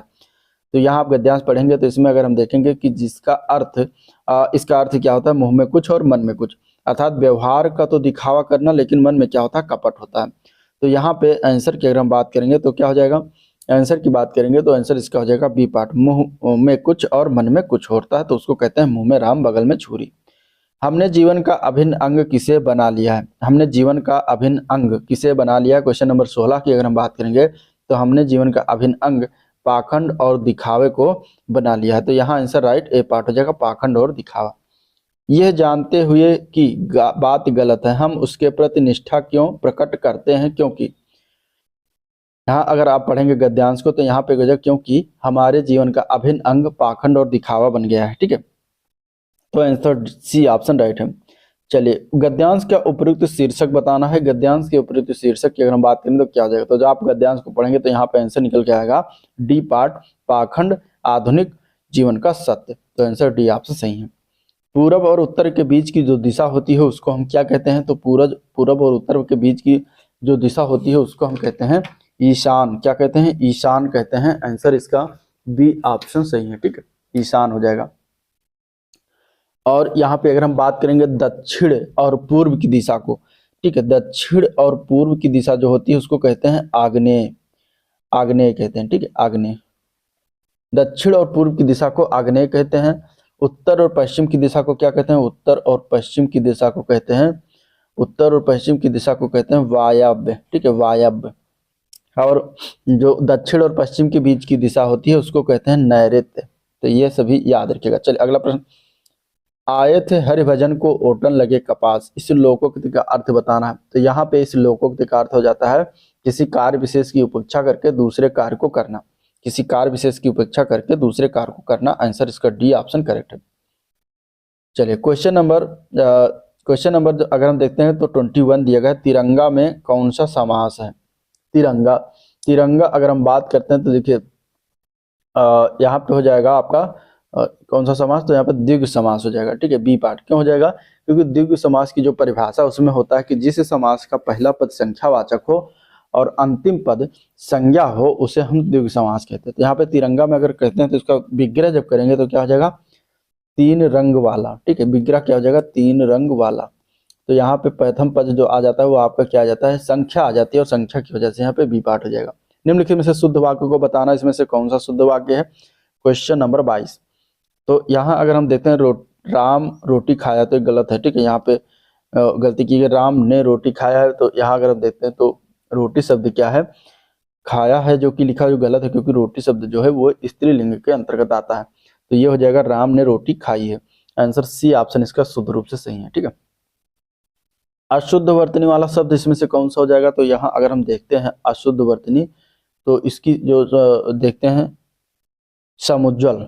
ठीक है, समुज्ज्वल जो दिखा हुआ है कहाँ पे, ये डी पार्ट में, ये गलत है। ठीक है, डी पार्ट में जो समुज्ज्वल लिखा है ये गलत है। इसका जो अर्थ होता है, मतलब सही रूप से लिखा जाता है जो वो बी पार्ट में लिखा हुआ है समुज्ज्वल, ये सही है। तो यहाँ पे डी ऑप्शन जो गलत वाला बताना था। चलिए नेक्स्ट क्वेश्चन, कनक कनकते सौगुनी मादकता अधिकाय, इस वाले पंक्ति में हमें बताना है कि कौन सा अलंकार है। ठीक है, तो जहाँ देखिए जी है, ये कनक कनक आ गया तो इसका मतलब ये क्या हो जाएगा, यमक अलंकार। तो आंसर डी हो जाएगा। चलिए अगले प्रश्न की तरफ बढ़ते हैं। यहाँ पे सर्वाधिक उपयुक्त शब्द का चयन करना है। लड़का बीमार है तो पढ़ने नहीं आया, यहाँ पे कौन सा हम प्रयोग करेंगे, तो यहाँ पे अव्यय शब्द आएगा, इसलिए लड़का बीमार है इसलिए पढ़ने नहीं आया। ठीक है, से कौन सा पुल्लिंग शब्द है। अब हिंदी का क्वेश्चन यहाँ से टोटल 25 है, तो इसको देख लेते हैं, बस इसके बाद प्रैक्टिस सेट खत्म करते हैं। तो पुल्लिंग शब्द बताना, इसमें से क्या हो जाएगा, तो देखिए पूर्ति, अभिव्यक्ति, छवि और विवाह। तो यहाँ पे विवाह क्या है, पुल्लिंग शब्द होता है, विवाह क्या है, पुल्लिंग शब्द। बाकी पूर्ति, अभिव्यक्ति, छवि ये सारे स्त्रीलिंग है। जिन भाववाचक संज्ञाओं में के अंत में हट होता है वो उनका लिंग कैसा होता है, तो जिन भाववाचक संज्ञाओं के अंत में हट होता है या वट होता है या फिर टा शब्द आता है वह स्त्रीलिंग, जैसे कि सजावट हो गया, चिकनाहट हो गया, आहट हो गया, सभी स्त्रीलिंग में आता है। तो आंसर बी ऑप्शन इसके लिए राइट है। क्वेश्चन नंबर 78, बताना है निम्नलिखित में से किस शब्द का प्रयोग हमेशा बहुवचन में होता है। इसमें से होंठ, सूरज, सोना, पानी। तो यहाँ पे हमेशा बहुवचन में प्रयोग होने वाला शब्द जो है वो है होठ, होंठ या फिर ओंठ, ये पार्ट हो जाएगा। इसका हमेशा प्रयोग किस में होता है? बहुवचन में होता है। और ये किस प्रकार का शब्द है? तो ये पुल्लिंग शब्द है, ये भी याद रखिएगा। होंठ क्या है? पुल्लिंग शब्द है, ठीक है। अब कुछ शब्द हैं जैसे कि उन्हें हमेशा बहुवचन में प्रयोग किया जाता है, जैसे कि दाम हमेशा बहुवचन में प्रयोग होता है, आंसू ये भी हमेशा बहुवचन में प्रयोग होता है, दर्शन ये भी हमेशा बहुवचन में प्रयोग किया जाता है, लोग ये भी हमेशा बहुवचन में प्रयोग करते हैं। इसके अलावा है प्राण, ये भी क्या होता है? हमेशा बहुवचन में प्रयोग होता है। संयुक्त व्यंजन ज्ञ किससे बनता है? 4 संयुक्त व्यंजन है। अब ज्ञ शब्द की अगर हम बात करेंगे तो ज्ञ किससे बनता है? ज और या से बनता है, ज और या। तो यहाँ पे बी आंसर हो जाएगा। 4 संयुक्त व्यंजन कौन कौन से हैं? छ, त्र, ज्ञ, स्र, ठीक है। तो इसमें से ज्ञ जो बनता है वो ज और या से बनता है, छ जो बनता है वो का और शा से बनता है, और इसके अलावा त्र जो है वो ता और रा से बनता है, और स्रा जो है वो सा और रा से बनता है, ठीक है। तो इस प्रकार याद रखिएगा। इनमें से समूहवाचक संज्ञा कौन सी? समूहवाचक संज्ञा की बात करेंगे तो देखिए, जहाँ पे समूह का बोध हो, ठीक है, व्यक्ति के समूह का बोध हो, उसे व्यक्ति अथवा वस्तु दोनों प्रकार के बोध हो, तो वहाँ पे क्या हो जाता है? समूह। तो यहाँ पे अगर हम देखते हैं राम, हिमालय, अनाज, सेना, सेना क्या है? समूहवाचक संज्ञा हो जाएगी, ठीक है। समूहवाचक संज्ञाएं सभा हो गई, मंडल है, दल है, सेना है, कुंज है, गिरोह है, ये सभी समूहवाचक संज्ञाएं होती हैं। चलिए क्वेश्चन नंबर अगला देखते हैं। कोई आ रहा है, इस वाक्य में कोई किस प्रकार का सर्वनाम है? कोई शब्द अगर हम बात करेंगे तो ये किस प्रकार का सर्वनाम? तो ये देखिए, कोई निश्चित नहीं है, यानी कि अनिश्चयवाचक सर्वनाम है, आंसर ए पार्ट है। इंद्रिय का विशेषण शब्द, इंद्रिय का विशेषण शब्द अगर बात करेंगे तो इंद्रिय किस प्रकार का शब्द है? इंद्रिय जो है विशेष शब्द हो जाएगा, और इसका विशेषण क्या होता है? इसका विशेषण होता है इंद्रिय, जो कि डी पार्ट में दिया गया। प्रयागराज में 10वां व्यक्ति कोरोना पीड़ित है, यहाँ पे 10वां शब्द जो है किस प्रकार का विशेषण है? तो यहाँ पे 10वां शब्द जो है ये क्रम बता रहा है, तो एक क्रमवाचक विशेषण हो जाएगा, आंसर इसका बी ऑप्शन राइट है। चलिए क्वेश्चन नंबर 84 देखते हैं। रमेश की पुस्तक पुरानी, इस वाक्य में पुस्तक शब्द किस प्रकार का चीज है? तो पुस्तक जो है क्या है? विशेष है। रमेश की पुस्तक क्या है? पुरानी है। पुस्तक विशेष है, क्योंकि पुस्तक की विशेषता क्या है यहाँ पे? पुरानी। पुरानी क्या हो जाएगी? विशेषण हो जाएगा, तो पुस्तक यहाँ पे विशेष हो जाएगा। मीरा जोर से हंसी, यह वाक्य किस क्रिया का समुचित उदाहरण है? तो मीरा जोर से हंसी, यहाँ पे अगर देखा जाए तो अकर्मक क्रिया के अंतर्गत आएगा, आंसर ए पार्ट हो जाएगा, ठीक है। शिक्षक ने पाठ पढ़ाया, किस कारक का प्रयोग किया गया है? तो शिक्षक ने पाठ पढ़ाया, वाक्य में कर्ता कारक का प्रयोग हुआ, क्योंकि कर्ता कारक की जो मुख्य पहचान होती है वो ने से होती है, ने यहाँ पे दिया गया तो कर्ता कारक हो जाएगा। से किस कारक की विभक्ति का चिन्ह होता है? से जो होता है, से किसका होता है? तो करण कारक हो जाएगा, ठीक है, करण कारक का होता है। अब करण कारक ऑप्शन नहीं दिया है, तो यहाँ पे हो जाएगा अपादान। अपादान का भी से होता है, लेकिन अलग होने के अर्थ में होता है। तो करण कारक और अपादान दोनों कारक की विभक्ति से है, परंतु दोनों कारकों में अंतर यही है कि करण कारक का जो अपादान कारक का जो से है, उसके क्या होता है? अलगाव होने का अर्थ प्रकट होता है। अमर शब्द का विलोम बताना अगले प्रश्न में। अमर का विलोम क्या हो जाएगा? तो अमर जो मरे ना, और जो मर जाए मर्त, तो आंसर यहाँ पे डी ऑप्शन है, मर्त। मर्त इसके लिए सही हो जाएगा, डी पार्ट। अब गद्यांश से क्वेश्चन देना है 89 से लेकर 93। तो आप लोग गद्यांश को पढ़िएगा, कुछ इस तरीके से दिया गया है। पहला क्वेश्चन यहाँ देखते हैं, गद्यांश से सबसे प्राचीन वीरता कौन सी है? गद्यांश के अनुसार सबसे प्राचीन वीरता जो हो जाएगी वो है युद्ध वीरता, आंसर सी ऑप्शन इसका राइट है, युद्ध वीरता, ठीक है। चलिए अगला प्रश्न देखते हैं गद्यांश से, क्वेश्चन नंबर 90। युद्ध वीरता के लिए किस प्रकार की प्रकृति अपेक्षित है? तो गद्यांश को पढ़िएगा तो आपका आंसर निकल के आएगा, युद्ध वीरता के लिए साहस, प्रयत्न और कष्ट सहने के धीरज जो है होना चाहिए। उत्कंठापूर्ण आनंद किसके अंतर्गत लिया जाता है? तो उत्कंठापूर्ण आनंद जो है ये गद्यांश को पढ़ने के बाद आपको मिलता है कि उत्साह के अंतर्गत आता है, ठीक है। तो आंसर ए पार्ट हो जाएगा। साहित्य मीमांसकों ने वीरता के कौन कौन से भेद किए हैं? तो 92 में देखेंगे तो साहित्य मीमांसकों ने वीरता के युद्धवीर, दानवीर और दयावीर इत्यादि भेद किए हैं, 3 प्रकार के भेद, ये पार्ट हो जाएगा। 93 है, उत्साह के भेद किस प्रकार के आधार पर किए गए हैं? तो उत्साह के भेद जो है कष्ट या हान के भेद के अनुसार, उत्साह के भी 2 भेद हो जाते हैं, तो कष्ट या हान के भेद के आधार पर किया गया है। दिए गए शब्दों में समानार्थी शब्द बताना है। घोड़ा का समानार्थी, तो यहाँ पे घोड़ा का समानार्थी हो जाएगा है।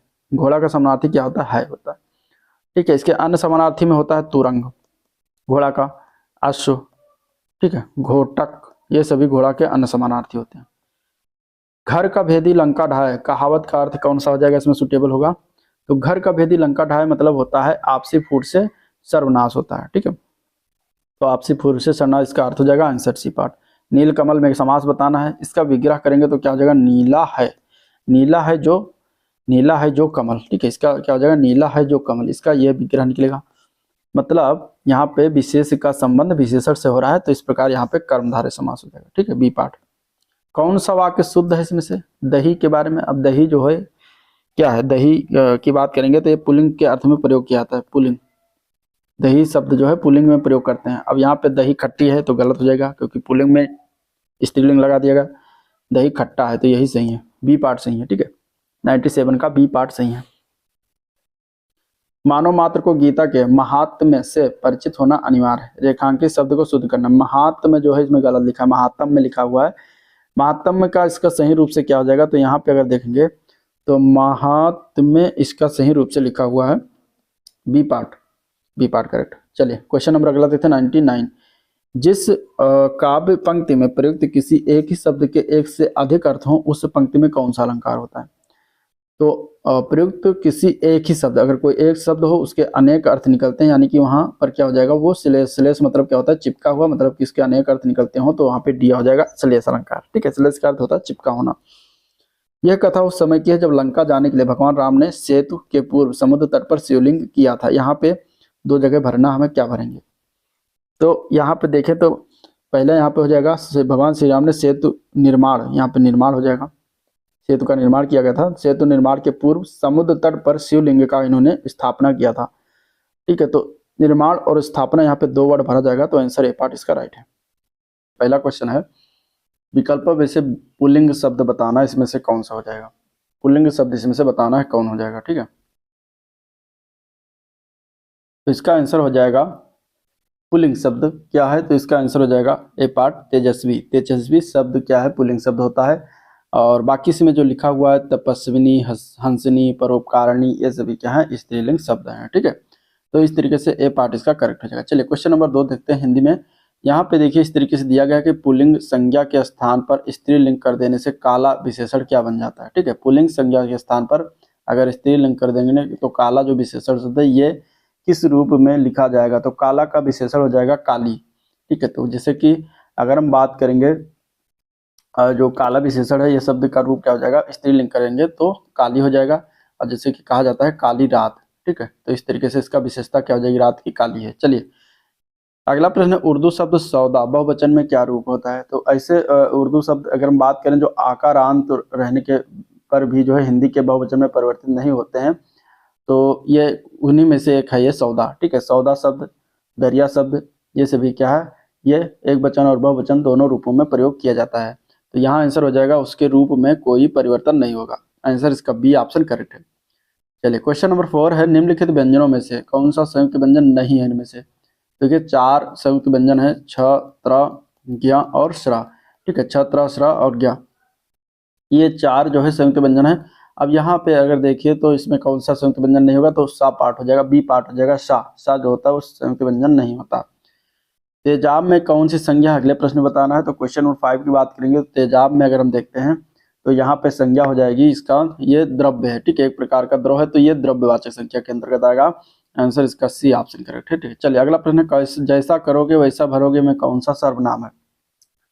तो यहाँ देखिए अगर हम बात करेंगे तो व्यक्ति और वस्तुओं के मध्य जो पारस्परिक संबंध अगर जहाँ प्रकट होता है वहाँ पे कौन सा सर्वनाम होता है, तो वहाँ पे संबंध होता है, तो संबंधवाचक सर्वनाम हो जाएगा, आंसर सी ऑप्शन हो जाएगा। नेक्स्ट क्वेश्चन, विशेषण के मुख्यतः कितने भेद है। तो विशेषण के मुख्यतः अगर हम देखेंगे तो 4 भेद होते हैं, आंसर बी ऑप्शन है। पहला उसमें आ जाता है सार्वनामिक विशेषण। ठीक है, सार्वनामिक विशेषण। दूसरा कौन सा हो जाता है, गुणवाचक विशेषण, गुणवाचक विशेषण। ठीक है, तीसरा क्या हो जाता है, परिमाणवाचक विशेषण, परिमाणवाचक विशेषण। ठीक है, चौथा हो जाता है संख्यावाचक विशेषण। तो ये 4 प्रकार के इसके क्या होते हैं, भेद होते हैं, प्रकार होते हैं। ठीक है, अब सार्वनामिक विशेषण को 2 प्रकार में बांट दिया जाता है, मौलिक सार्वनामिक, यौगिक सार्वनामिक। साथ ही साथ संख्यावाचक जो विशेषण है इसको हम 2 पार्ट में बांट सकते हैं, निश्चित संख्यावाचक, अनिश्चित संख्यावाचक। ठीक है, निश्चित संख्यावाचक को हम अन्य और पार्टों में बांट सकते हैं, जैसे 4 पार्ट में गणनावाचक, क्रमवाचक, समुदायवाचक, प्रत्येकवाचक। तो इस तरीके से इसके डिवाइड होते हैं, लेकिन मुख्यतः देखा जाएगा तो 4 ही भेद होते हैं विशेषण के। चलिए अगला प्रश्न, इनमें से कौन सा संख्यावाचक विशेषण, संख्यावाचक विशेषण। संख्यावाचक विशेषण की अगर हम बात करेंगे तो इसमें कौन सा आंसर हो जाएगा, क्वेश्चन नंबर 8 का आंसर हो जाएगा 7। 7 अगर कहीं जहाँ पर संख्या व्यक्त हो रहा है जिस शब्द से, उसका क्या हो जाएगा, वो संख्यावाचक विशेषण हो जाएगा।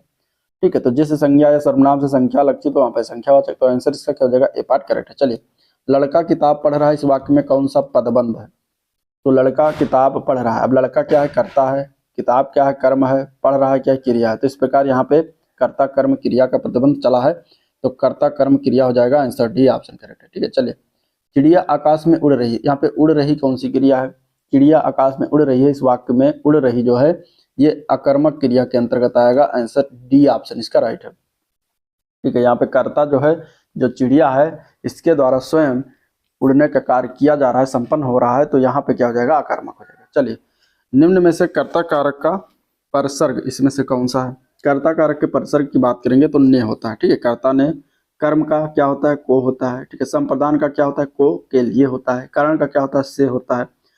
और एक से होता है अपादान में, जो कि अलग होने के अर्थ में होता है। ठीक है, में जो होता है वो अधिकरण का होता है।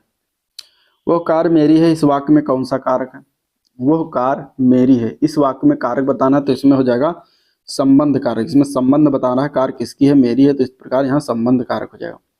तरणी का पर्यायवाची बताना अगले प्रश्न में, क्वेश्चन नंबर 13 में तरणी का पर्यायवाची, तरणी की पर्यायवाची की अगर हम बात करेंगे तो इसमें सूर्य हो जाएगा।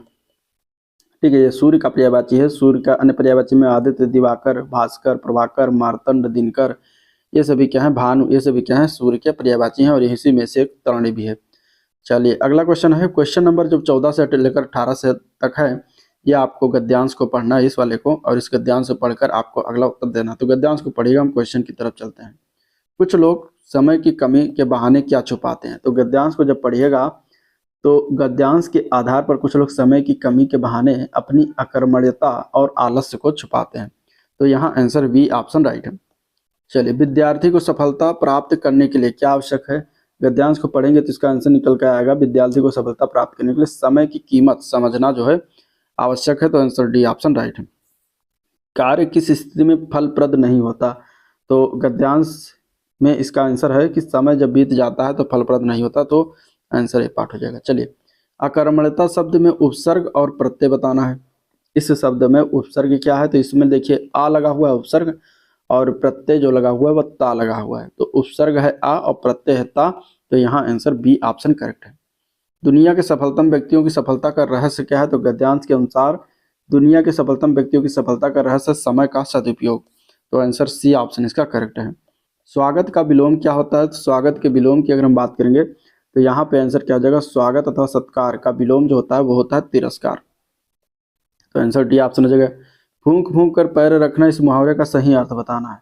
तो इस मुहावरे का सही अर्थ हो जाएगा, इसमें से क्या हो जाएगा, सोच विचार कर काम करना। ठीक है, सोच विचार कर काम करना, आंसर इसका सी ऑप्शन सही है। चलिए, अगला प्रश्न है, पुनर्जन्म का संधि विच्छेद बताना है। पुनर्जन्म, पुनर्जन्म का संधि विच्छेद हो जाएगा पुनः प्लस जन्म। ठीक है, पुनः प्लस जन्म जो कि सी पार्ट में लिखा हुआ है, और ये किस प्रकार की संधि है। तो ये जहाँ पर से विसर्ग बिंदी आ जाती है वहाँ पर विसर्ग संधि होता है, तो ये विसर्ग संधि का उदाहरण है। ठीक है, मैं और मेरे मित्र, मैं और मेरे मित्र को क्रिकेट खेलने का शौक है, यह वाक्य के किस अंश में त्रुटि है ये बताना है।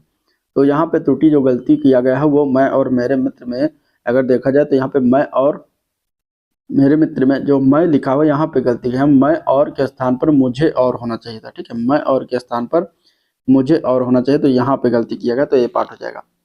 आजकल अनुशासन के अभाव में विद्यार्थियों में उच्च कृतज्ञता आती है। अब ये शब्द जो है शुद्ध शब्द करना है, ये अशुद्ध लिखा हुआ उच्च कृतज्ञता किस ऑप्शन में शुद्ध रूप से लिखा हुआ ये बताना, क्वेश्चन नंबर 23 में। तो इसका शुद्ध रूप से अगर हम देखेंगे तो ये सी पार्ट में इसका सही रूप से लिखा हुआ है, बाकी गलत है, तो आंसर इसका हो जाएगा क्या, सी पार्ट करेक्ट। चलिए, दोहा के प्रथम चरण में कितनी मात्राएं होती हैं। तो दोहा के 4 चरण होते हैं पहले तो इसके विषम जो चरण होता है वो पहले और तीसरे, मतलब विषम चरण मतलब कि पहला तीसरा, और सम चरण मतलब दूसरा और चौथा। तो पहले और तीसरे में इसकी 13 मात्राएं होती हैं, दूसरे चौथे में इसकी 11 मात्राएं होती हैं। ठीक है, तो यहाँ पे पूछा गया प्रथम चरण में कितनी मात्राएं होती हैं। तो पहला और तीसरे चरण में कितना होता है, 13 मात्राएं, तो 13 इसका राइट आंसर हो जाएगा। अगर दूसरे चरण में पूछता तो 11 मात्राएं हो जाती। ठीक है, अपने के लिए लड़ना धर्म है, यहाँ पे कौन सा उचित एक वाक्य भरा हो जाएगा। तो यहाँ पे हो जाएगा अपने स्वअत्व के लिए। ठीक है, स्वअत्व के लिए, तो आंसर बी ऑप्शन करेक्ट है, स्वअत्व। तो ये था ओवरऑल वीडियो जिसको हम लोगों ने देखा, डिस्कस किया। अगर वीडियो पसंद आया तो लाइक करिएगा, चैनल को सब्सक्राइब करना मत भूलिएगा, साथ ही साथ वीडियो को भी शेयर करिएगा, ठीक है। तो आज का वीडियो यहीं पर एंड करते हैं, मिलते हैं नेक्स्ट वीडियो में, तब तक के लिए थैंक यू।